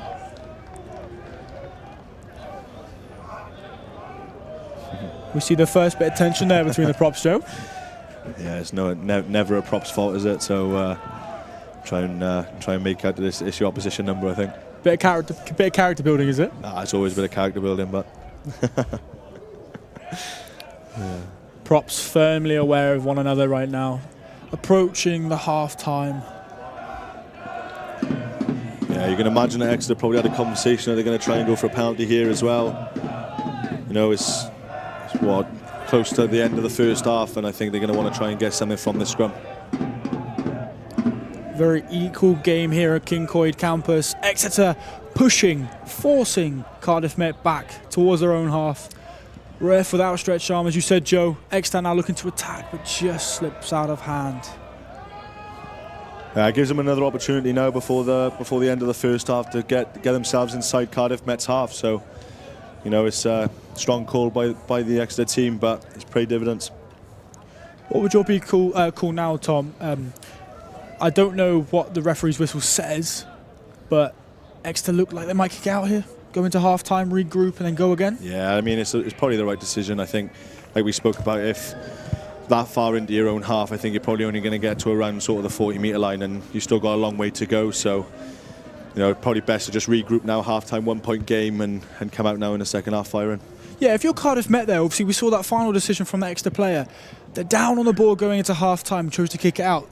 Yes, I know they're in their own half, but maybe that just shows the intent that Exeter were just ready to regroup and didn't want any more of that. Yeah, 100%. I think as well, you know, if they have a penalty there around the 22 and kick to around the 10 and they go multi-phase and Cardiff Met get a turnover, then it changes the whole dynamic of where the momentum is going into the half. And I think, you know, from an Exeter point of view now, they probably think that they're on the up, and they made a decision to kick it out, which keeps them in that position. I think if they give any opportunity for Met to sort of finish the half on a high, then it could have started the second half differently, couldn't it? Yeah, ultimately then, what do you think Met has done well in this game so far? With 15-14, still a very tight game against two good components. What do you think Met has done just to outstretch that lead? Well, I think obviously like they've had opportunities and they've had line breaks, and you know, a couple of times they've taken those opportunities, but you know, I think they'll be happy with where they're playing. I think the territory and the possession at the moment are probably in Met's favour. I just think at the moment it's just that kick-off. Got to get a clean kick-off, clean exit, and then start again. I think, you know, the 2 tries that Exeter have scored have come from the mistakes off kick-off. So, you know, I think if you take that out of the game, Met being 15-0 up, you'd be pretty happy with that, wouldn't you? So, you know, I think the half-time conversation will probably be, you know, they're happy with how it's going, but they need to score first after half-time. Yeah, absolutely. Well, Joe, we will be back to the action in just a minute. But for now, I'll throw you back down to our presenter, Ellie Place. What a scrappy first half it has been, with Met just coming out on top. But as you can see, I'm not one for the cold. I would much rather be wrapped up watching the rugby here at Cyncoed than playing. But for a lot of our teams here at Met, they do have to deal with the worst of the Welsh weather. Our sports science graduates, Eve and Freya, have been around campus finding out what sports have to deal with the worst conditions. Hello, I'm Eve. And I'm Freya, and we're at Cyncoed Campus. Today we're going to be going around the grounds and checking how the January weather has affected our students. It's a typical BUCS Wednesday down at Cyncoed Campus. Games are kicking off left, right and centre. Come with us as we head towards the football 3G. The air definitely feels icy and I am shivering. But the cold is not stopping our players from getting stuck in. Don't know if it's something about the Astro, but this is certainly the coldest spot on campus so far. So we've seen some of our archers on land braving the cold. Let's go see how our archers in water are getting along. During the winter, this is the place you want to be because it's absolutely boiling. You're guaranteed to be nice and toasty if you're spending your Wednesday in the pool. Let's now go talk to some of our tennis players and see how the cold weather has affected their training. Okay, my name is Harry Lloyd Evans and I play for the men's first in tennis. Well, we're lucky enough to have an indoor centre, so the wind or the weather, anything, doesn't really affect us really. And as you can see, there are players playing in their shorts and t-shirts, so January weather clearly hasn't hit them very hard. But not all of our teams are lucky enough to have an indoor facility. Let's go see what the weather conditions are like down at Rugby 1. It's nice and sunny down at Rugby 1 at the moment. But there's definitely a nip in the air. I'm joined with Devin, who will be filming the low-angle camera shots for this evening's rugby game. Devin, how does these weather conditions affect when you're filming? Well, right now it's actually pretty nice out. I kind of hope it stays this way, but it's supposed to get a bit more cloud coverage later on, so just change a bit of settings here and there. But if it gets cold, it really just only affects me. So I just make sure I bring enough to stay warm if I need to. It's a bit slodgy at the moment, and it's only going to get worse as the day goes on and the sun goes down. It'll only get muddier. I really feel bad for the men and women's team who are going to be playing on Rugby 1 later. Catch us on the live stream at 3:30 and 6:30 p.m. on YouTube.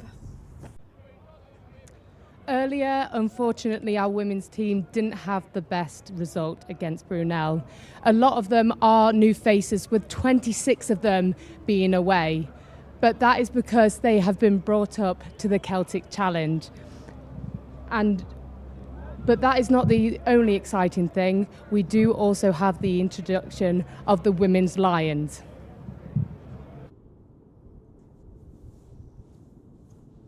In Welsh Women's Rugby, it's been a contrasting week for domestic sides in the Celtic Challenge. Gwalia Lightning put in a dominant performance, beating Edinburgh 43-7 and running in 7 tries in the process, which means they remain second in the table. However, Brython Thunder fell to a 27-12 defeat against Clovers, a result that leaves them bottom of the table and still looking for their first victory of the tournament. The sides now look ahead to next weekend's fixtures, with Gwalia Lightning travelling over to Ireland to take on Wolfhounds in a top-of-the-table clash on Sunday, while on the other hand, Brython Thunder, they travel to Edinburgh in what's a really important match for them in round 6 of the tournament. Away from the domestic side, Welsh Women's Rugby fans will be excited to see some of their players represented in the first ever female British and Irish Rugby Lions tour in September 2027.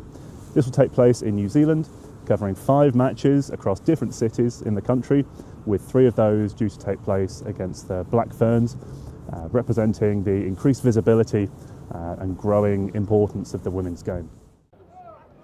I am now joined by Claire Morgan, who was the head comms of the women's team earlier on today. Claire, how are you doing? Yeah, not bad. It's been a bit of a difficult day as with the result, but it's been good. Yeah, talk us through it. How was the game earlier? Yeah, it was difficult because obviously with a lot of players missing, the game against Brunel last time away, there's 14 players missing to this team now. So it's difficult, but it gives a lot of the girls a lot of experience of playing in the BSR, with the women's BSR. So it was good. So, as you said, we do have a lot of players missing. They have been taken up to the Celtic Challenge. Can you just talk us a little bit through the Celtic? Yeah, it's a semi-professional league. It's basically a stepping stone to the Welsh squad. A lot of Welsh players have come through the Celtic Challenge who are now playing in Wales. And it's it's teams with 2 teams of Ireland, 2 teams of Scotland, 2 teams of Wales, who are called Brython Thunder, and Gwalia Lightning. So it's a great league, to be fair. And there are a few Met players that have been called up for it, haven't they? Could you name a couple for us? Yeah, well, my co-comms today, Jess Rogers, she's a vice-captain of Brython Thunder, so she's up there. Maisie Davis, who's having an immense season with the Celtic Challenge, she's also playing for Gwaliad. So, yeah, there's some few names, but there's loads more. There's also players that have previously been at the club, at the Cardiff Met, like Sarah Singleton and Dana Mugabe, who are also in the Celtic Challenge. So it's just a great thing for the programme. And how has the season been going so far for both of the teams? It's a tale of 2 different things. Gwalia Lightning are currently 1 point off the top. Brython Thunder have only got 1 point, and they're sitting at the bottom. But there's a lot of positives to take out. Obviously, Gwalia Lightning doing extremely well with competing for the league. But Brython, there's a lot of positives. There's a lot of young girls that haven't got experience, but now will have experience playing against international players and playing with international players. Like the Brython Thunder captain, Gwen Crabb, is an extremely experienced rugby player in the women. So it's a great experience for everyone. And we have also been introduced to the Women Lions. What do you think about that? It's Great for women's rugby. It is incredible for women's rugby. Growing up, I loved watching the Lions. A dream of mine is to go out and watch the Lions, and it's now a great experience for the girls. That's something even further to try achieving other than playing for their country. So it's just a great experience and it's a great opportunity for women's rugby, and as it's doing so well now, it's just perfect timing for it. And speaking of excitement in women's rugby, for the first time ever, we have had a follow-on season for our Cardiff Met women's team, a follow doc that goes through all the highs, the lows, and behind the scenes. Here is a little taster of what there is. Last season wasn't an accident. We've probably been overlooked a few times. We actually do pretty well as underdogs. There's a lot of emotions in there. We're going to go to a dark place now for these next 10 minutes. We're going to level it down each other because we're not going to let them do that. They want to build on their legacy of what that is as well.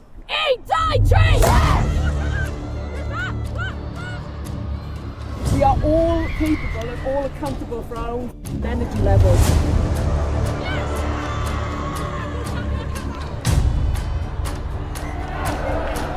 We're not happy with just enough. Like we want to be better. Like that relentlessness, that what it means to be a wild dog. Rugby is a game of momentum. I don't think our girls ever thought they were going to lose that game. Well, if that has taken your fancy, you can go watch it on the Cardiff Met Sport TV YouTube page. And now we are going back up to comms as we have a little look at what happened in the first half.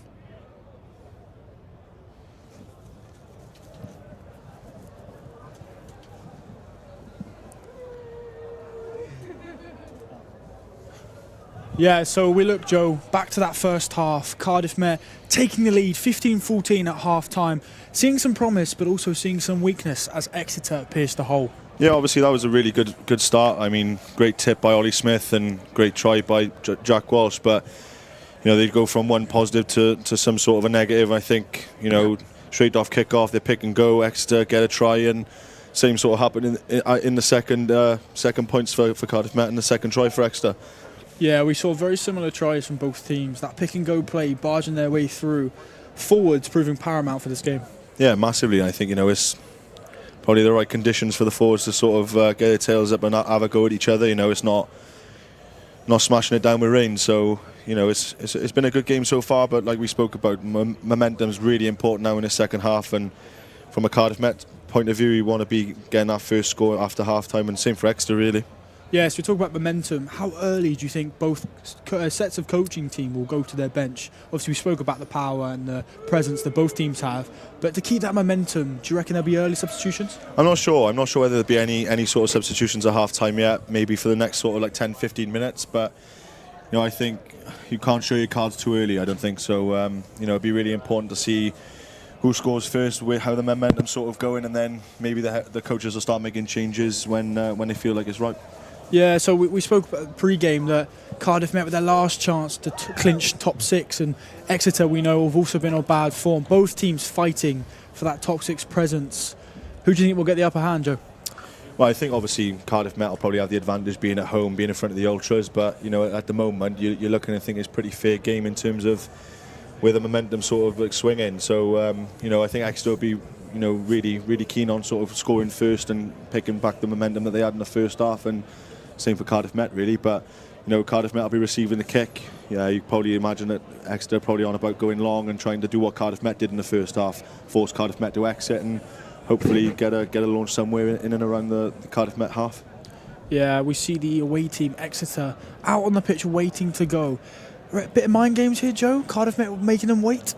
Yeah, I'm sure they probably had someone on eyes of when Exeter left and told them to stay in for another couple of minutes, but, you know, they probably keep them out in the cold for as long as they can. But, you know, sometimes it sort of galvanises the boys a little bit, it kind of annoys them a little bit, and they come out firing more. So, you know, I can imagine that Cardiff Met will hopefully be down on the field shortly.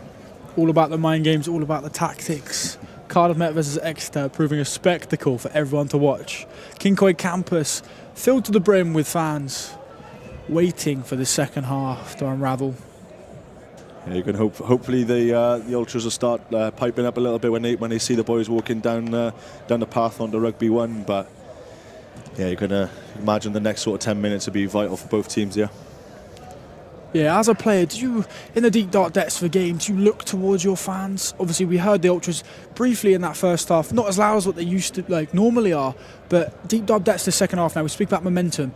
Will the Ultras pay key aspects to that momentum? 100%. I think, whenever we played it here on Rugby 1, there was times where we were defending for 10, 15 minutes. We were in close games. There were in times when it was absolutely throwing it down with rain and the boys were out there in their shirts and ties giving everything. And like you talk about it, they are the 16th man. I know it might sound a little bit like cliche or a bit niche or whatever, but as a player on the field, when you hear boys on the sideline going absolutely crazy for you to turn up and play well, you want to play well and play extra well for them. So, it's they play a massive part, and that's why over the years Cyncoed Campus has become somewhat of a fortress, and 100% gives boys an extra sort of 5% to turn up and play well. Would you say that's your fondest memories of Cardiff Met, Joe? Been a couple of years now since you've been playing here? Yeah, 100%. I used to love coming out here on a Wednesday night. We talk about it, but in my second year here, we had that quarter final against Cardiff here on Rugby 1, and still a lot of the boys who I used to play with, whenever I meet up with them, we still talk about it now. So it holds a very special place in my heart. So it's a brilliant place to play on a Wednesday night. Yeah, absolutely. As we see the Cardiff Met substitutes lining up, welcoming their players back to the pitch, just keeping Exeter waiting. We see them trying to keep warm. We see the players stretching. Cardiff Met really stretching this mind games in home territory. Yeah, I mean the refs aren't out either yet, so it's not too bad. They can point the fingers at the refs, but you're probably looking at your team manager from an Exeter side thinking why have you let us out so early? But yeah, here we go with the Ultras picking up a bit of noise now for the boys, and hopefully we can get this second half kicked off now. Cardiff Met charging back onto home turf. Can they continue the momentum they spoke about in the first half? Me and Joe and Combs have seen them tearing up the field, but not just dispatching this away Exeter squad. The refs now join us on the pitch. No excuse to get this game started now, Joe. Yeah, get it on now. You can imagine that Exeter are probably raring to go, and as our Cardiff Met. So, yeah, hopefully I'll have a very entertaining second half here. The referee just counting the numbers, blowing his whistle, and Exeter set us off for the next massive 40 minutes here at Cyncoed. Yeah, that's not what you want, is it, from a Cardiff Met point of view? We just spoke about it then, about getting a clean exit and getting out your own half, but the handling error there and an Exeter scrum inside the Cardiff Met half. Yeah, we can see there Exeter celebrating every little victory. 1-0 for them in the second half. Yeah, and obviously we've had a change at tight head here for Cardiff Met, and obviously massive for him first sort of action in this game. He's packing down in the scrum, so Exeter probably have their tails up in terms of the pack at the moment.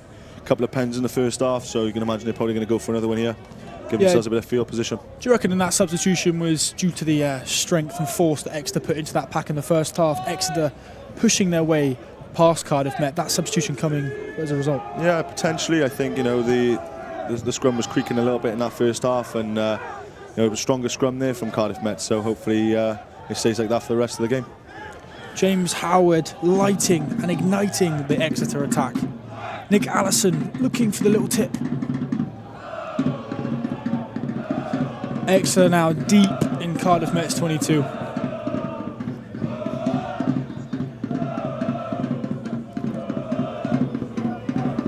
You've got to stay disciplined here, Cardiff Met. No silly penalties. Don't want to give any easy outs for Exeter here. Little mismatch play there. First we see of Jack Cleese. Oh, this could cause problem, Joe. We saw that replacement down injured early in the second half. Yeah, it looked like a little bit of clash of heads there, I think, with Geth Cannon, but obviously come out on the worse side here. So yeah, might be telling Alex Wakefield to stay warm here. Exeter barged their way over, capitalise on the 14-man Cardiff Met, again resorting to the bullying through the forward pack.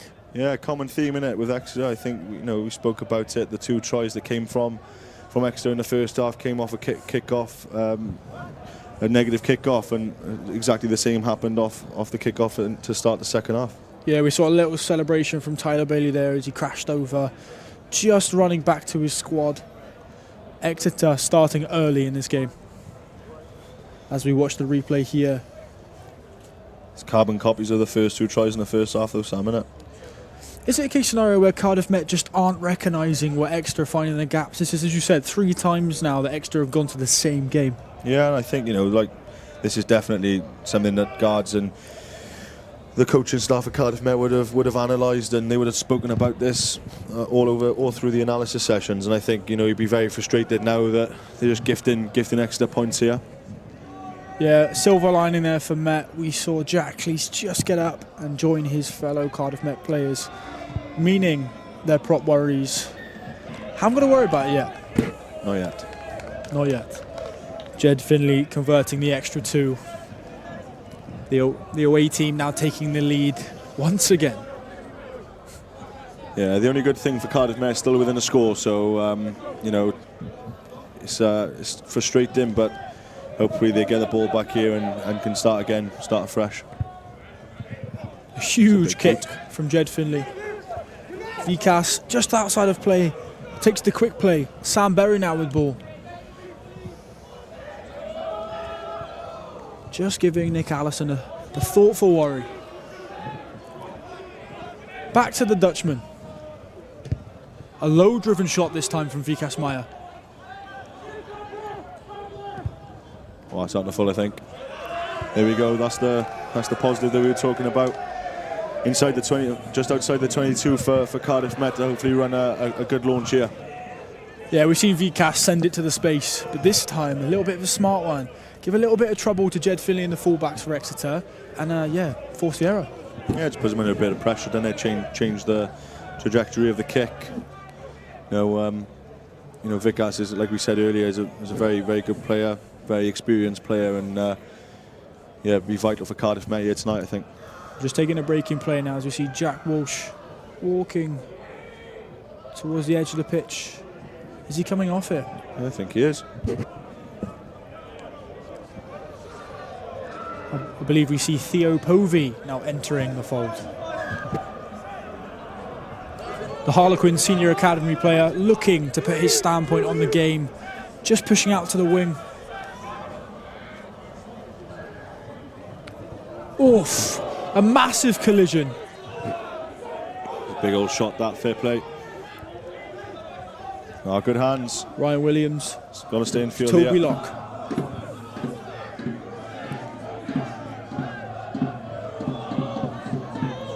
That's where we spoke about now. They need to start trying to put a bit of pressure on Exeter here. Oh, we see Theo Povey. Yeah, he's in. First touch, first score of the game. Cyncoed Campus is erupting. Yeah, there's the positive that we were after for Cardiff Met, and a lot of pressure on BUCS here to hopefully get a conversion and put Cardiff Met a point ahead again. We spoke about the positivity of the bench inclusion. We saw huge defensive effort from Met, and now we see a sub who's literally just come on, Theo Povey, scoring in the corner. Yeah, it's brilliant. I mean, give him a lot of confidence as well. So, good vision here by BUCS. Putting that kick, stepping up to the 10 slot while Sam Berry was down, and great vision by the Dutchman, and great finish by Theo. Unfortunately for, I think it was Ollie Mile, just slipped there. Maybe giving Theo Povey a chance to get over, but you take every opportunity you get, Joe. 100%. You've got to take every opportunity, and here's the kick for BUCS here to hopefully put Cardiff Met point ahead again. And we spoke about a carbon copy for Exeter. That was also a carbon copy of earlier. Kicked the ball to the wing. Ryan Williams earlier just slipped. This time the Exeter player slipped, giving Cardiff Met that score in the corner. Yeah, that's what I mean about speed of ball. You stress the defence. The defence is going to start to get short, and that's what opens up the spaces for the crossfield kicks for the wingers to hopefully exploit. And once more, Joe, we see a kick restart. Both teams going back to back, scoring tries and trying to put their team in front. Yeah, I think for Cardiff Met as well now it's a massive thing for them to sort of get this ball and get the ball off here, but for Exeter they probably don't seem too stressed, and I think they're probably going to get the ball back. But looks like a change for Cardiff Met here as well. Sam Berry coming off. Looks like probably BUCS will drop into the 10 slot here, I think. I think Kai Thomas looks to enter the game now for Cardiff Met. I think you're right. I think BUCS We know how promising he is in a fullback in this game, but also promising at 10, his normal position, dropping in there, taking control from the front now.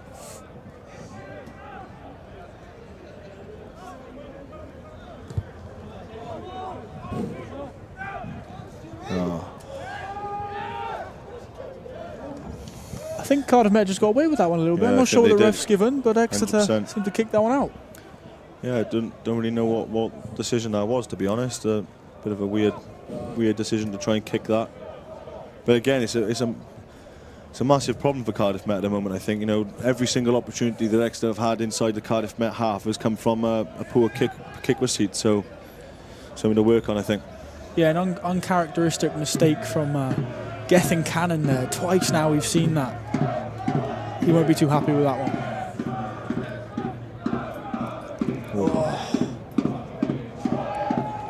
Talking of uncharacteristic, a slight mismatch on the throw there from Jack Morris. First time we've seen that in this game. Yeah, a bit of a weird call as well, like going back ball sort of 15 metres out for your own line. I think you're thinking about just trying to get a bit of tempo and a bit of pace in the line out, just to try and get the ball back and not really stress too much. But another opportunity for Exeter here. First we've really seen of Noah Fenton as he kicks it through. Oh, great hands. Just get checked there by Ollie Smith. Will the ref come back for it? Yes, he will. That's disappointing because BUCS was like prime Van der Sar then. Do you agree with that decision from the referee? It's just a bit silly, innit? I think, you know, you stand your ground and whatever, but you drop the shoulder into a kicker. It's an easy decision for the ref to make, innit? So for the spectators back home, Joe, why has the referee gone all the way to the 5 metre line when we see the injured player where he got hit originally? Why is the referee taking the opportunity to give a penalty on the 5 metre line? So that's where the advantage finishes. So wherever the ball lands, that's where the penalty will be. So, you know, it's a great positive for Exeter, but a really disappointing result for Cardiff Met there, just from a moment of switch off, I think so. Thank you for that one, Joe. An insight into the rugby mind of Joe Cowell. As we just watched Noah Fenton seek physio attention, hopefully Exeter may hope he gets back up. First we've really seen of him, but a glimmer of light in the speed. Ollie Smith just charging over now just to apologise and send his best wishes. Don't look like he's too comfortable, does he, on the floor there? No. We saw the oxygen tank just make its way over, but it seems like it's been rejected, so that's a good sign for both us, Archers and Exeter. Imagine they might try and go scrum here, Sam, maybe. They'll probably back their drill, back their scrum, try and get a bit of a penalty advantage in and have the opportunity to play a little bit. So, you know, it's been working so far. It's a pretty good scrum to start the second half, but, you know, then the thing is with Exeter as well, they do love a tap play, don't they? So, be interesting to see what decision they make now. Yeah, it looks like not Tom Gully there, but Tyler standing there with hands on hips, clapping, urging his players to let him have his hands on those balls. They're setting up for a tap play here, 100%. We'll practice this all week. Noah Fenton just regaining his feet, walking gingerly back to his wing position. As you said, Joe. Looks like a little drive happening here, maybe. Will we see another fourth try in carbon copy? Second time we've battering tonight, isn't it? Just see the post shake there. Referee just awarding the try. I was about to say just seeking that view of the ball. Exeter giving a perfect opportunity to award the try. Exeter secure their fourth. Yeah, it's so frustrating, isn't it? It's just completely back and forth at the moment, isn't it? But fair play to Exeter, they're taking every chance they have. We'll watch the replay here, similar to ones we've watched previous and similar to ones we've shown previous. Again. I think the posts are going to wake up with sore shoulders in the morning, Sam. I'm sure the grounds people are shaking with nerves tonight. Nick Allison, I think it's Jed Finley actually, sorry, adding the extras, pushing the away team further away. What do Cardiff Met have to do now, Joe? Get back into this game. We saw the back and forth. That's now 2 scores for Exeter, pushing their way forward. They've got to sort their line. They've got to sort their kickoffs out. I think, you know, they have a poor kickoff. They have a line out. They exit poorly. Next thing you know, then is a penalty, tap and go. You know, they're not working hard for their tries at the moment, Exeter. You know, from a coaching point of view, if they're working hard, and that's rugby, but I don't feel like they're getting stressed at all at the moment. They don't feel like they're putting a lot of effort in to get these tries, and I think for Cardiff Met, they're working so hard to get the points and then giving them away so easily. Do you think that's the case scenario where they're working too hard or not working hard enough? I just don't think they're switching on for the kick receipt, to be honest. It's just, it's just massive for them to just catch the ball and get a clean exit and start again. They're putting themselves under so much pressure back in their half. It's a bit of a coach killer, I think. We see their bachelor battering ram deployed once more. Cardiff Met using their forward pack, similar to what Exeter have, charging their way forward. He's offside there. The ref just missed that one there, Joe. The shake of your head shows me you disagree with that decision. You can imagine they might go one or two more phases and potentially put the ball up into the sky in a minute, but they've got numbers here, Cardiff Met. They just need to try and stay square. Loose ball, both players diving it, but Cardiff Met get their hands. Good says, decision by BUCS there, under pressure, get the ball into their half and force Exeter to kick the ball back, and they can reset you. No offence, and this time got a clear way of running. Ryan Williams up for the ball. Oh, cheeky step. On again. A quick play, Exeter offside, but the referee says play on. Oh, Gareth Davies with a juggle. A slight high tackle there, but the referee disagrees. Tom Gully maybe got away with that one. Giving a scrum, Joe. I'd like to see that back on a replay, if I'm honest, but it's still momentum for Cardiff Met. They have got a scrum inside the Exeter half. We might see the replay on that tackle, Joe, just to console your opinion on that. Yeah, so we saw the little pick play here. Gareth Davies with the ball. Juggle. Oh. I mean, he is dipping, but he's definitely high, but I'm not sure whether that's just a biased head on my shoulders at the moment. But they still have the ball, they still have a good platform to play off here, and you can imagine they're going to try and get to an edge here and hopefully stress Exeter a little bit. Although it's Cardiff Met ball, would you say Exeter won that one? Back to the scrum, back to where they feel comfortable? Yeah, I mean, they're probably feeling comfortable at the moment, but you're looking, BUCS is slowly starting to get a bit of a hold on the game here, and again, it's a platform for Cardiff Met to play off, and you can definitely imagine that Exeter are going to try and get after the scrum.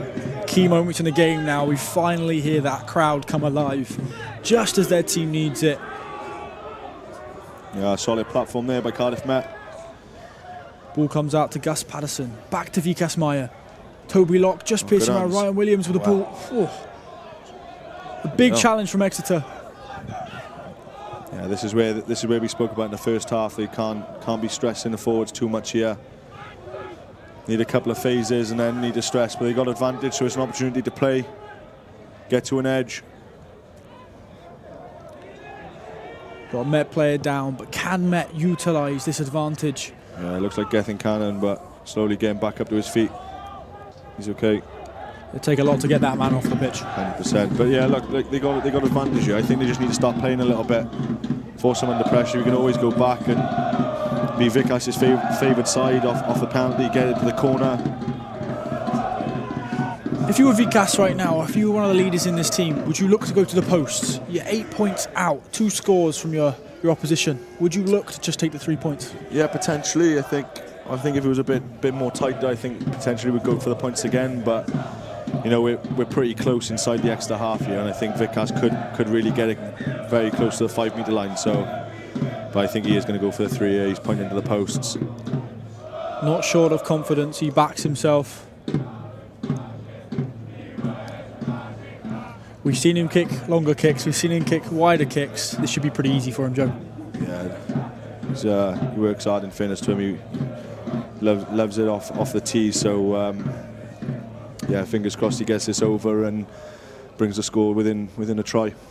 Yeah, we've seen him do it for Cardiff Met, and in the VT pre-game we've seen him do it for the Netherlands. He's a vital part of this team. Yeah, 100%, and having that international experience as well for the Netherlands is brilliant for Cardiff Met as well, playing in senior professional international games, and yeah, brilliant for Cardiff Met, and fingers crossed he gets it over now. Cyncoed Campus goes very silent now as Vikas Meyer strikes the ball. Yeah. Nothing short of pinpoint. No, but got to be getting the comms in here to get a decent kick receipt here and get the ball back into the Exeter half. You can't stress enough how important this is, but you can imagine that they're actually going to put a high contestable kick up. Nice spiral bomb there, Joe.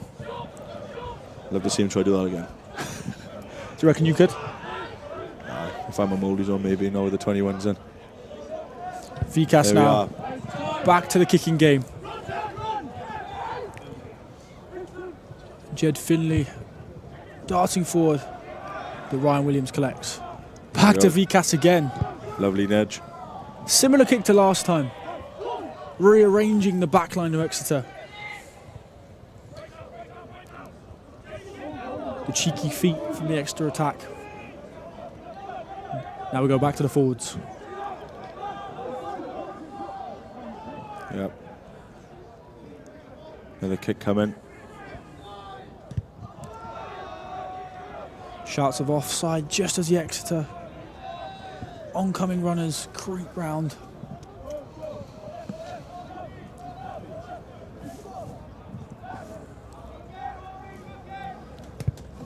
Kai Thomas into the scrum half position now, just controlling the game. A resurgence of energy as he looks to box kick back into the Exeter half.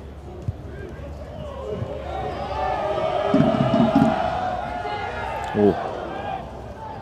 That silenced the fans pretty quickly. Yeah, back on the front foot here, Exeter. Space out wide. Oh, I don't know about that. Very long kick, but it's collected. Very Man with the kick. feet we saw before sits down. Gus with a huge hit.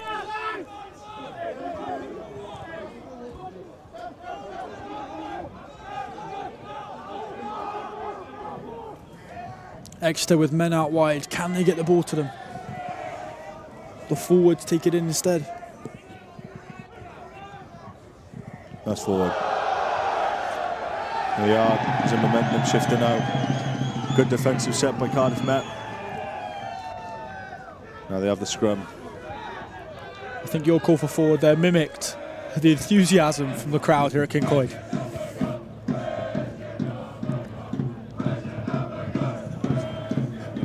The Cardiff Met fans just trying to get in the head of the away players. Yeah, you just see on the far side as well, Gabe Carsey just getting called over to bring on a bit of an impact off the bench here. Another Dutchman as well coming onto the fields. Replay of the error. Yeah, they just overran it a little bit on the inside, didn't he? And that's what we were speaking about. They go so many multi-phases, run out of ideas and just trying to force things. Pretty much the same as Cardiff Met in the first half. They go multi-phase in the middle of the field. Just sometimes you need to be prepared to go into a kicking battle, I think. At what point does it get to Exeter? We've seen 2 substitutions from Exeter so far. Not much done in the forward pack, which seemed to be their strong suit, Joe, in the first half. They've slowed down a little bit. How long do you think it'll be until the Exeter coaching team realise actually let's inject some pace into Yeah, them? you think you need a bit of energy coming on in a minute. I think depends what happens here now with this ball for Cardiff Met, whether they'll make any changes, but I'll ask forward as well. Slightly, yeah. Thought he might have got away with that one. Suddenly fell silent, but frustrating, very frustrating. But you can see, I think one of the Exeter players now getting ready to come on, and yeah, you can imagine a lot of changes will be coming in within the next sort of 10 minutes or so, 20 minutes or so left to play. So back to the scrum game then, just in front of the main stand, just in front of the Archer supporters. They will definitely be loud for this one.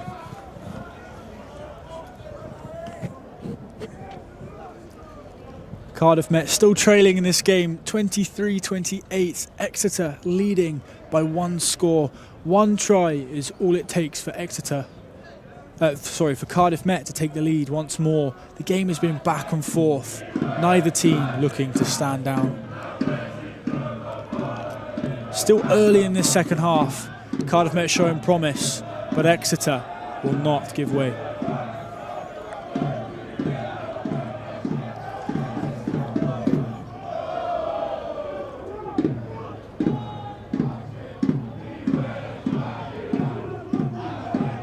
Ball in for the scrum then. A steady scrum this time. And to the backs we go. Long pass out to the wing. Connor Byrne with the speed. great feet. Very quick. Cardiff Met clinging to get hold of him. And back to the forwards we go. Oh, with a cheeky chip over the top, looking for something special. Oh, referee saying that's just gone slightly back. Cardiff Met not penalised. And we're back to the scrum game, Joe.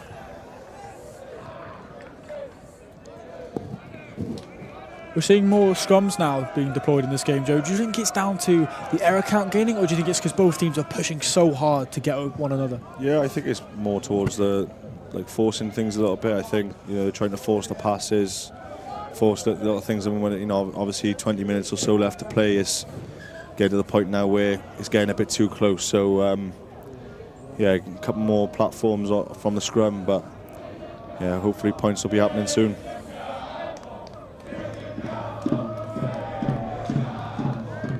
We just see Exeter making a substitution now.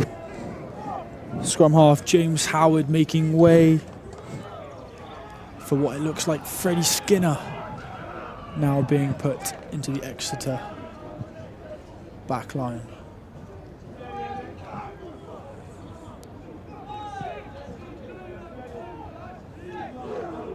We see the turquoise of Exeter's pack slightly going darker, Joe. The effort they've put in on this Rugby 1 turf.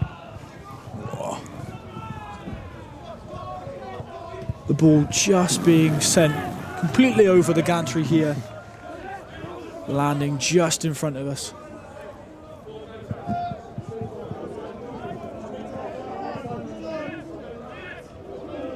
First time in this game, Joe, we get to see a glimpse inside the line out. Yeah, just what a great exit as well by Vic. Kicks the ball off far, needs a blimmin' passport. So yeah, great exit, but another defensive set for Cardiff Met. Yeah.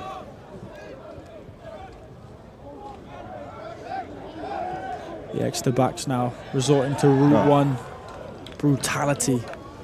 The referee goes back for what is another Exeter scrum, Joe.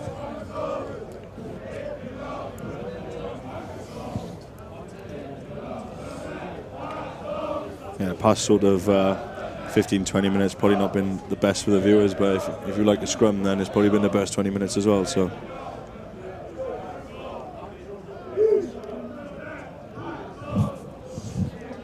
just seeing a slight tension on the sideline here between the team support of both teams, maybe boiling over on the pitch and off the pitch.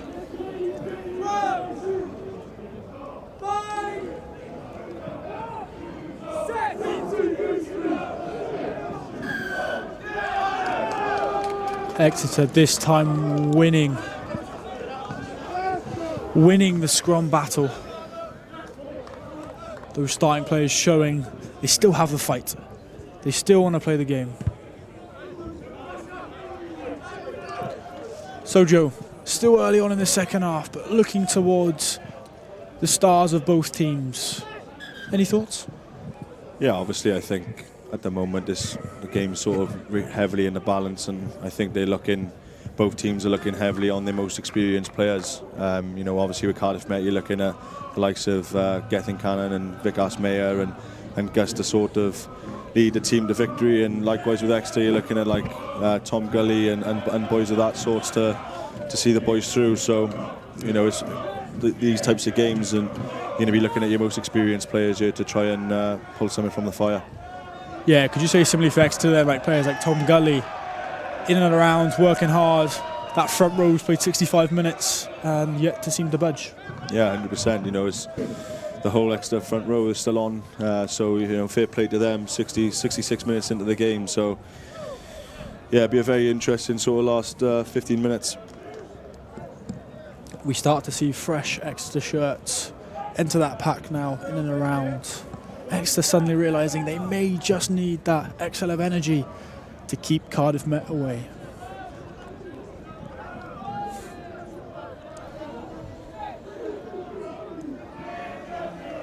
Cardiff Met being driven back, the referee awards them a penalty. Do you agree with that decision, Joe? Well, yeah, the ref's given the decision. I couldn't really see what was happening on that tight dead side for Cardiff Met, but they'll be relieved there, and especially in that area of the field that BUCS can hopefully get them deep into the Exeter half. Yeah, it almost seemed there like Cardiff Met were under a lot of pressure, but then obviously we saw the referee award the penalty to Cardiff Met.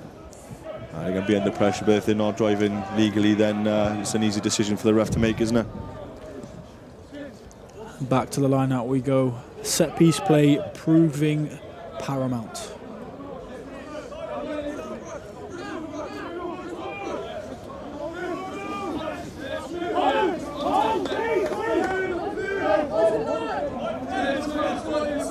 Jack Morris lighting up. Missing the line-out jumper with the height of Gethin Cannon. Slight high tackle there. Back on the blind side then. Numbers on. Well, not held. Ryan Williams uses it. Oh, but he is. Ooh. Did Exeter get away with that one? Well, again, I think they'll be relieved, but we're waiting for something to happen here, I think.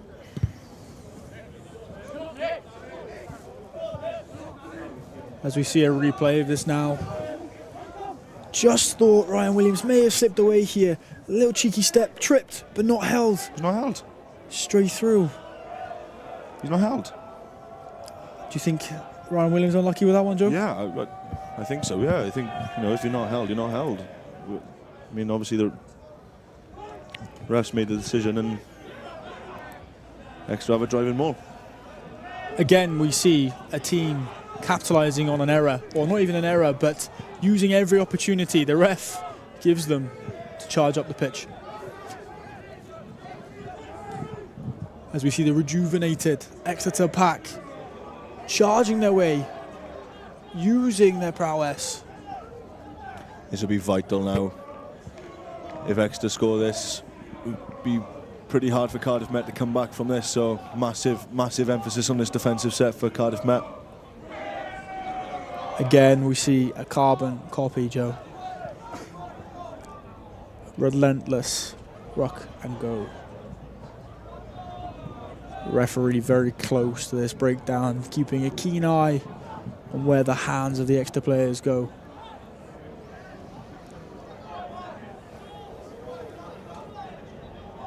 Cardiff Met have to stay strong. Is he over? Held up. That is great discipline from that Cardiff Met side. Yeah, great. 100%. It's massive. We just said then, how about if Exeter scored that, probably would have been a bit too far gone for Cardiff Met to come back. So, yeah, great defensive set from Cardiff Met there, and you can imagine Vickers is going to try and kick this as long as he can down the field. It's moments like that that win you games. 100%. It's a massive momentum shift there. It's massive confidence booster for Cardiff Met as well, but the job's not done yet. They've got another defensive set to come now. Bit of a squiffy kick from Vikas Maya, but just proves a little bit difficult to catch, slowing down the tackle.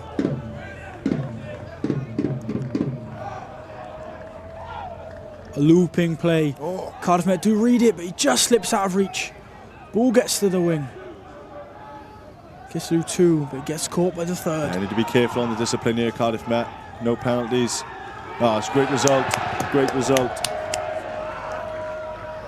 A great risk taken there. 100%. If it's on to try and jackal the ball, you get your hands on it and you stay there. And what a result that is. We said about from the goal line that the job wasn't done, and now fingers crossed Vic can get this ball into touch and Cardiff Met can start again now in the last 9 minutes or so of this game. Is it one of those areas you said about, don't be silly, don't make the risk? He took the risk and he got it. Is it one of those areas where if it goes wrong, it penalises your team, but if it goes right, it feels just as good? Yeah, 100%. I mean, guards would have hammered that home in defensive sessions that if it's not 100% on, don't go for it. And fair play to Cardiff Met there. It was on for them to go, and hopefully now they have a good attacking set here. Cardiff Met now with the ball in hand, just in front of their oncoming support. Can they sort the line out? Yes, they can. Gabe Kassai with the ball to Gus Patterson. Kai Thomas struggling to get the ball out, but the battering around Batchelor is back. Takes three to take him down. Here we go. another advantaged opportunity to play here at Cardiff Met. Slight mistake.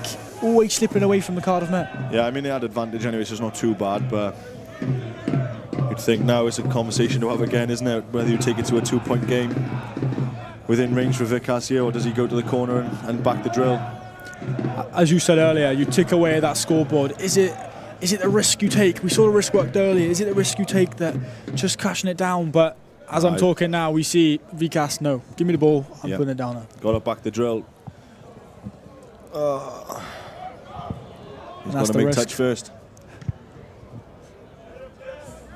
The third on the top of our gantry as we see Exeter deny Cardiff Met that penalty advantage. Yeah, well, the job's not over for Exeter yet. I mean, Cardiff Met still have a line out 30 metres or so from the Exeter line, but yeah, BUCS will be disappointed with that. I think that kick he went for bust there and didn't quite get where he wanted it to go, but still another opportunity for Cardiff Met here.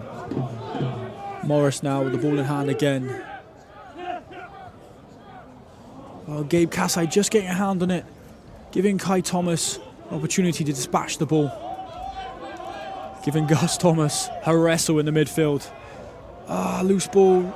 Referee says it goes forward. I think there's many supporters alongside Jujo in this Cyncoed Campus that disagree with that decision. It's just scrappy, and it's just frustrating. You know, from a Cardiff Met point of view, you have ball opportunity to try and get a bit more field position, but you know, from an Exeter point of view, they're going to be really happy with that result there. Yeah, we see the Cardiff Met fans alongside Cardiff Met coach Ian Gardner not too impressed with that one. Just imagine he's very frustrated though. It's so many opportunities that just haven't been taken, and if Exeter do see the last sort of 5 minutes of this game out, I think he'll be bitterly disappointed, because they definitely feel like there's one that's got away. Yeah, absolutely. And obviously we spoke about the Swansea game last week. Yes, that's a write-off now. That's in the past. Met can't do anything about it. But it was 5 points difference between there, and we're looking like a 5-point difference here. Same repeat, the same score. Yes, different opponents, and you could argue Exeter proving more of a problem. But again, same story as you said. Yeah, it's just frustrating, I think, and you know, fingers crossed that they have a strong scrum here. But I'm sure that come the end of the game, it'll be very disappointing for Guards if Cardiff Met don't win this game. Just having a look into the Exeter pack, then seems like they've brought on the man we spoke about earlier, the Exeter RFC bench record holder with 156 kilos for 3, to Penny, loose head prop replacement. Reckon you could do those numbers when you were playing? Oh, I can't do those numbers now, but no, but yeah, freakish weight numbers in the gym there, and as we can see now, he's using that in the pack, tearing apart that Cardiff Met, providing the front foot ball for his backs. We just see Connor Byrne at the bottom of the pitch here in front of us in the gantry, doing the Ryan Williams tactic, spreading the attack, waiting for that crossfield kick. Instead, they look to use the hands and the pace. The Cardiff Met refuse. Theo Povey pouncing in defence. Tom Gully now, 75 minutes in as a front rower, Joe. Yeah, like we said earlier, though, he's such an experienced player. He's probably one of the leaders within the Exeter team, and they try and leave him on for as long as they can, especially in a game as tight as this. Wide pass. Cardiff Met shrugged off. Here comes the big man. Takes 3 to take him down, but Cardiff Met get him. Nick Allison looking for that little tip. Ball goes out wide, but there's no one with him. That's good defence there by Theo. That was a long advantage as well. Feels like a constant story of Met being penalised. Does it get to the point where they're just turning against themselves, they're their own worst enemy? Well, I don't know. I think obviously he had advantage off the scrum, but I felt like they went quite a few phases. They went certainly more than 10 metres as well, and to go back to that penalty advantage, I think is a little bit harsh. But it's frustrating. You know, it is frustrating, and you know, I think for Exeter now, obviously they'd love to score again, but it's just about trying to keep the ball and see the rest of this game out. So final moments of the game, then we just see this rag tackle down to the floor. Yeah, it was good defence, good defensive read in fairness to Theo, but obviously went back to the penalty advantage from the scrum. Exeter now tiptoeing on the line of Cardiff Met's 22. 2 minutes left to play, 5 points in it. Ball slips out. Cardiff Met have to put something on the board now. Yeah, is this an opportunity for Cardiff Met here? Got to keep the ball, nothing silly. Play for a penalty and try and get down into the half.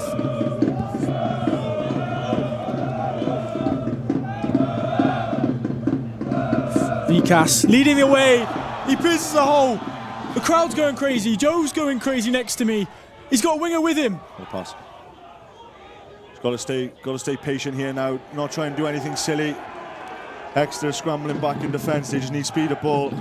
Stay on the front foot. Try and play for a penalty here, Cardiff Met. Cardiff Met resort to the Exeter way. The push and play, the pick and go, the forward pack. Need to back their process here, Cardiff Met. Just be patient. 4 metres out from the line. Clawing their way forward. Silly. Can the referee see them go over? It's got to be in. Can they get their lead back on home turf? But the referee stops play. What's he given here, Joe? He's gone held up here. Still an opportunity for Cardiff Met though. Goal line dropout for Exeter. We should see the replay of this BUCS Meyer play here. Yeah, he had options on the inside, a little step, and the loose head replacement falling for that dummy on the inside, but fair play to BUCS. Lovely little pass as well. He's that double threat that Cardiff Met have. He's got the boot, but he's also got the mind. Just see Exeter taking a breather, seeing one of their players just seek medical attention. Cardiff Met still breathing down the neck of Exeter's try line. Yeah, like we said though, it's 100% an opportunity here for Exeter to try and get as far down into the Cardiff Met half as possible, but for Cardiff Met it's just about being squeaky clean, no silly penalties, not to try and do anything silly on their own and try and get close to the Exeter line. We just saw smiles on the faces of coaches Ian Gardner and Alan Williams there. Whew. I'm sure those smiles would probably be gone by now. Oh no. They definitely will be gone after that.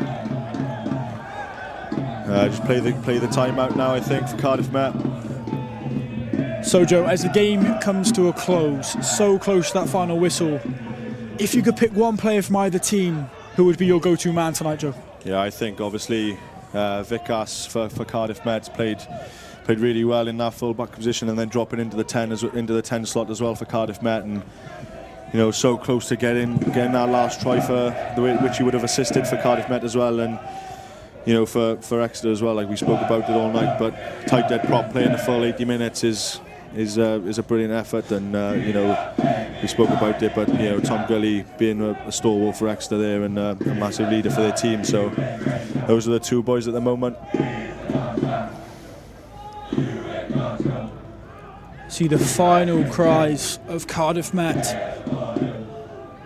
Always have a support behind them, no matter what the score is, but Exeter keep the bullying streak up. Now resort to the backs, a cheeky little holder move. They want to finish this game strong. They want to have control.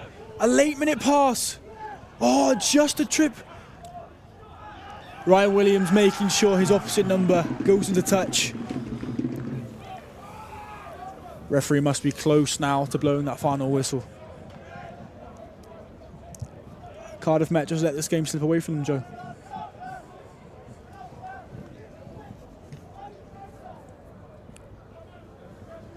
Just seeing the replay now of this attack. Jed Finley running through to Connor Byrne. We saw him step earlier. Just got tripped. I think it was by BUCS Meyer. And then Ryan Williams making sure his opposite number doesn't convert. Letting Cardiff Met finish with some pride, as it looks like they'll finish this game second best. The game's not over yet, Sam. I know they're quite far away from the Exeter try line, but anything can happen in the beautiful game of rugby. We see that step once more. He's got the pace, got the step.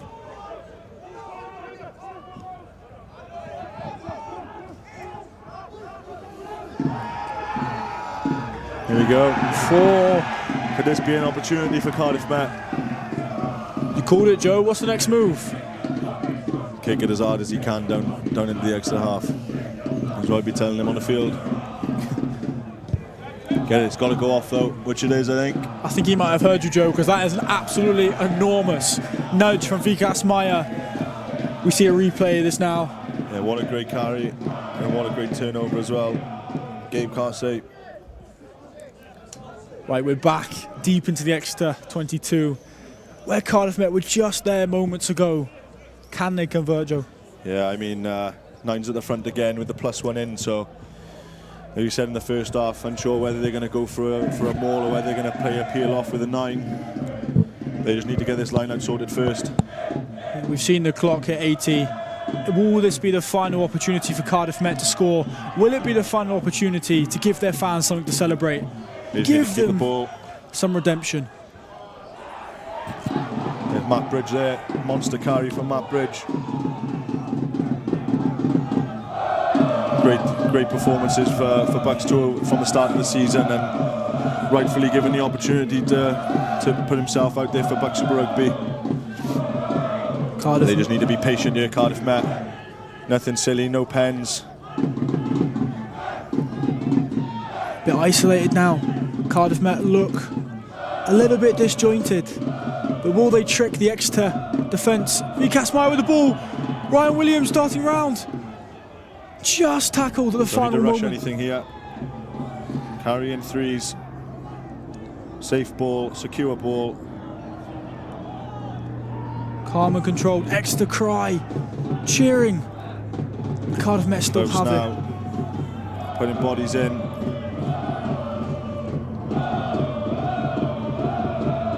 Just keep the ball. Nothing silly. Referee with a keen eye on where this ball ends up. Was that an arm that went out there, Joe? I'm not sure what that is, but his body's over. This could be a turnover. No. Exeter certainly thought so. Silence and tension fills Cyncoed Campus right now. All you can hear is the beat of the drum, and he sticks his arm out. They've got advantage to go here, Cardiff Met. Can they be clinical here and get some points on the board? Oh, BUCS Maya just holds on to it. Ryan Great Williams pass. goes through. Oh, he's through. He's over. What an assist as well, BUCS Maya. Cardiff Met in the depth. Take the lead at the depth. There's still the kick to come, but the fans are certainly sure BUCS Maya will get this one. What we said about this, Sam, anything can happen in this beautiful game. 5 metres out from their own line. And now they're scoring into the Exeter posts. Ryan Williams just slipped away from that try in the first half. He slipped, but he certainly didn't misstep there. He pounces over with a smile on his face, and he gives Cardiff Met a draw right now before the kick. It'll be interesting to see how much time's left in this game. I can't imagine there'd be much left, to be honest. I'm sure BUCS will take as much time as he possibly can, run the clock down in this kick. BUCS talking to the referee, making sure he has got the time, making sure the clock's over. 100% though, Sam. If he gets this kick and there's still time left to play, they have to get secure ball off this kick-off. The indication is that it must be coming closer time as BUCS strikes the ball. He's over, gives his team the lead, but the referee looks hesitant. I think this is last play. This is last play now for Cardiff Met.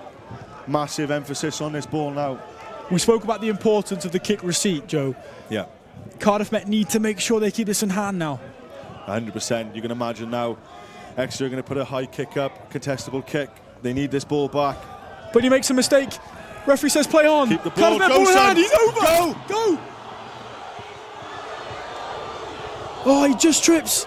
He ignores the winger on his outside. Off. The game's won. Get it off. He kicks it out.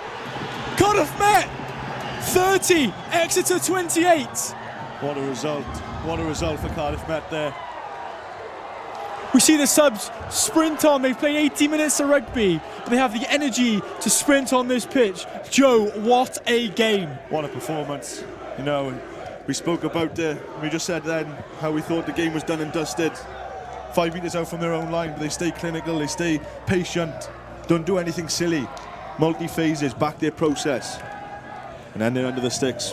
What a win for Cardiff Met on Rugby 1. You called it, Joe. You called it. The game's not over till it's over.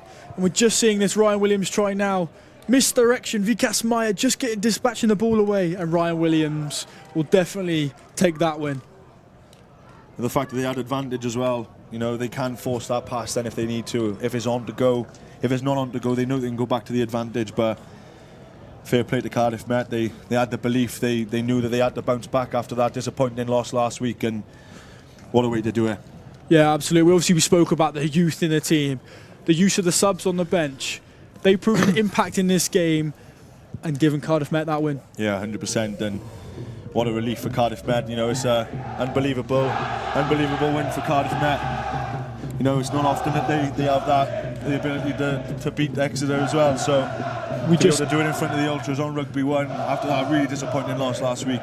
And what a sign. First game of 2026 on Cyncoed Campus.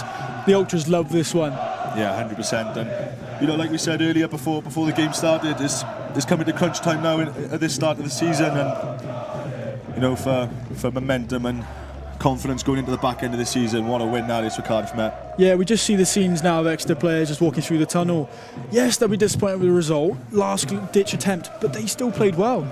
We spoke about obviously the front row maintaining for 80 minutes and just coming away with a loss. Yeah, like we said though, I think it's completely flipped on his head now. I think we were saying about how disappointed it would have been for Cardiff Met if they came away with this loss, because there were so many good things that happened, and now it's exactly the same conversation with Exeter. I think, you know, they'll be so disappointed and think that for 60, 70 minutes of that game, were they the better side? Potentially, you know, they took their chances when it was on for them, Exeter, and yeah, bitterly disappointed for them. I can imagine. But what a win for Cardiff Met. We just see the players giving a little smile, a little tongue out to the camera there, and a little celebration to the crowds. They know they've made mistakes in this game, Joe, but they've also put in a performance that sees them up on the scoreboard. Yeah, 100%. And you know, we speak about it all the time, but you know, the game's not over till it's over. They had an opportunity last week, 3 points behind Swansea, and they might have made the wrong decision last week. But what a great win for Cardiff Met tonight. And yeah, I'm sure they'll be very happy, and I'm sure guards will be very happy with that win tonight as well. Yeah, and we spoke about the prospect of top 6. Obviously, we spoke about how important this game was, the points towards that. That's still in sight for this Cardiff Met side. 100%. And you know, going into the back end of the season, that sort of never say die attitude is something that they can take deep into the back end of this season. So what a great reaction from last week, and what a great effort from Cardiff Met, and a great win. Yeah, and we spoke about players like Jack Morris as well, a fresher, very young within this. He's still got 2 years, as you said. Players like that experiencing games like this, digging deep on Rugby 1 in front of a home crowd, dark depths of, well, a winter Cardiff night, that must have paramount, importance to the future. Yeah, 100%. And you know, Jack played 75 minutes in this game as well, and you know, for a fresher, that's brilliant. And you know, they obviously back him and trust that he'll do a job. And you know, that going on over the next sort of 2-3 years for him, over his time here at Cardiff Met, will be nothing but good things for the university, and brilliant for Cardiff Met as a whole as well. So what a win. Now we've got to speak about Exeter, our away support. They have come to Cyncoed Campus, similar to Cardiff Met, on not great form. They need to now pick up some games going forward. Yeah, 100%. They need to bounce back, but that's the best thing about rugby, and the best thing about BUCS Super Rugby is that you have 6 days to turn around, and you turn up next Wednesday and you go again. So yeah, look, you'll be really disappointed for them, as they would have been if Cardiff Met had lost. And you know, but the best thing about BUCS Super Rugby is we get to do it all again next week. Yeah, and for now, all Exeter can do is watch the thunderclap of Cardiff Met ring out in their ears, seeing the fans celebrate, and seeing Cardiff Met enjoy every embrace from their fans. I think, Joe, that's nearly time for us to say goodbye, but we're just going to see a highlight reel of the game going on. Instead, I think we've got Tom Cole, the coach, down with Ellie. What an intense game. Here we have Tom, who is the head performance coach at Cardiff Met. Tom, tell us about that game. Well, we asked for a reaction from last week, and in fairness to the boys, they gave every ounce of energy that they had tonight, and it was a massively proud performance. It was when you think about finishing the game with 4 freshers in your front 5, it's not an easy task against a big Exeter team, and they did incredibly well. But from 1 to 23 today, they put a massive shift in, and just immensely proud of the effort that every single one of them has put in fairness. Yeah, and as you said, you have a lot of new people on the squad this year. How has it been having these new people, preparing them for this game? Look, everyone that's put on the jersey this year has done it proud and has come with loads of energy and loads of intensity, and just they give everything every week. Like, you can't question the desire and the work rate of the boys. We've got 25 boys unavailable at the moment through international selection and injuries. To come into a game like this against a strong Exeter team and put a performance in like that was massive for the group. And what are you going to take from this performance tonight, going ahead to Durham next week? It's about that work rate, that desire, that desperation, if you like, to make sure that we give it everything we've got. And the last try is probably a really good example of that. Ryan squeezed every single inch out of his 5'1" to get over the line, and that's a prime example of we need to get every little piece out of every performance. And look, the passion, the intensity that the boys brought tonight is something that we've got to replicate now next week against Durham, but moving forward for the rest of the season. And just before you go, who would you say has been your star player for this evening? It's a tough job to pick one. Like, there's so many real positive examples. Like, obviously Gus Patterson as a captain really led from the front this evening. Like, Kerith Davis at 7 was excellent. BUCS leading from the back tonight. Sam Berry obviously went off, unfortunately, with a bump to the head, but every single one of the boys, in fairness, put a massive shift in, and to single out one individual would be a bit harsh on the other 22. No, absolutely. And thank you so much for talking to us now. It's been a pleasure, and what a game it has been. We are now going to head up to comms to talk about the highlights of what an intense second half it has been. For the last time tonight, Joe, me and you will look back at the highlights of this absolutely electric game we saw. Exeter went to their pick and go play, which we saw many times through tonight, but this was the opener of the night. Yeah, I think that was the first try of the second half, and then this crossfield kick from BUCS to get Theo over in the corner. It's really good vision by BUCS there, and like we said, Exeter never stopped either, did they? They kept coming back and kept wanting to turn up, and they kept scoring points as well, didn't they? So yeah, it was almost really like both teams just refused to give up. It was that dog mentality, fighting for every inch. We see another pick and go play, just get on the referee's good side, being able to see that ball go over the line. We see this cheeky play from Vikas Maya piercing through the line.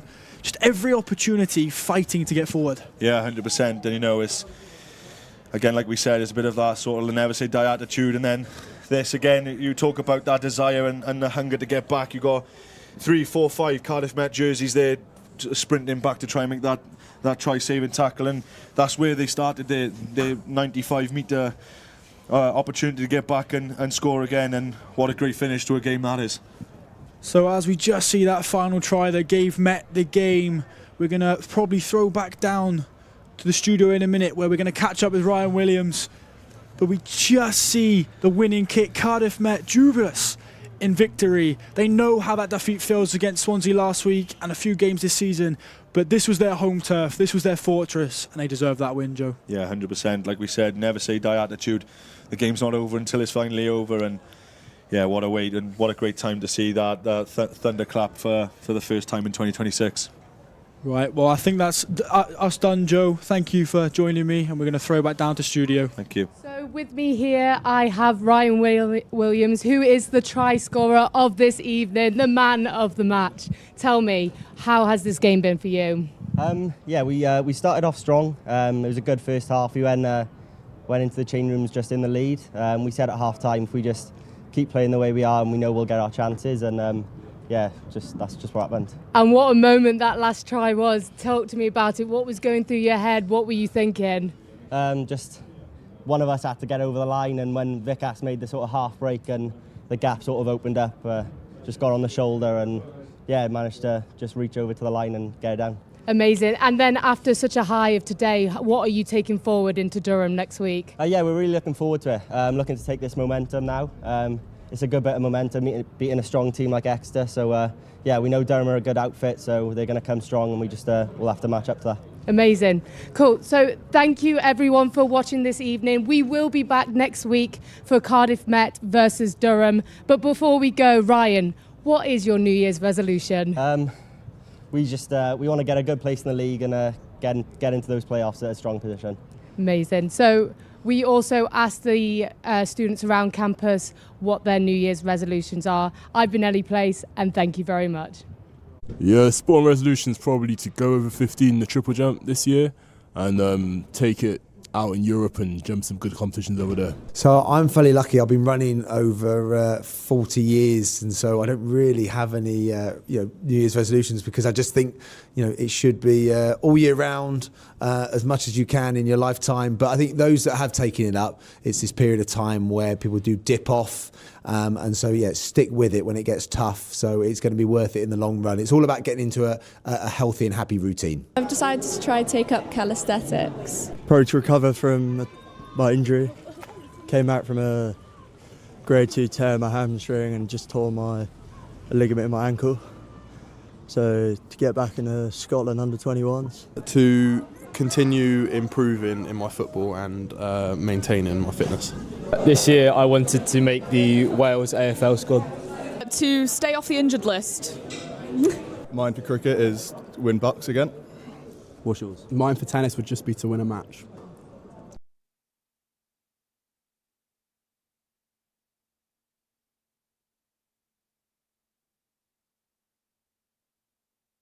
Happy to go? Yeah.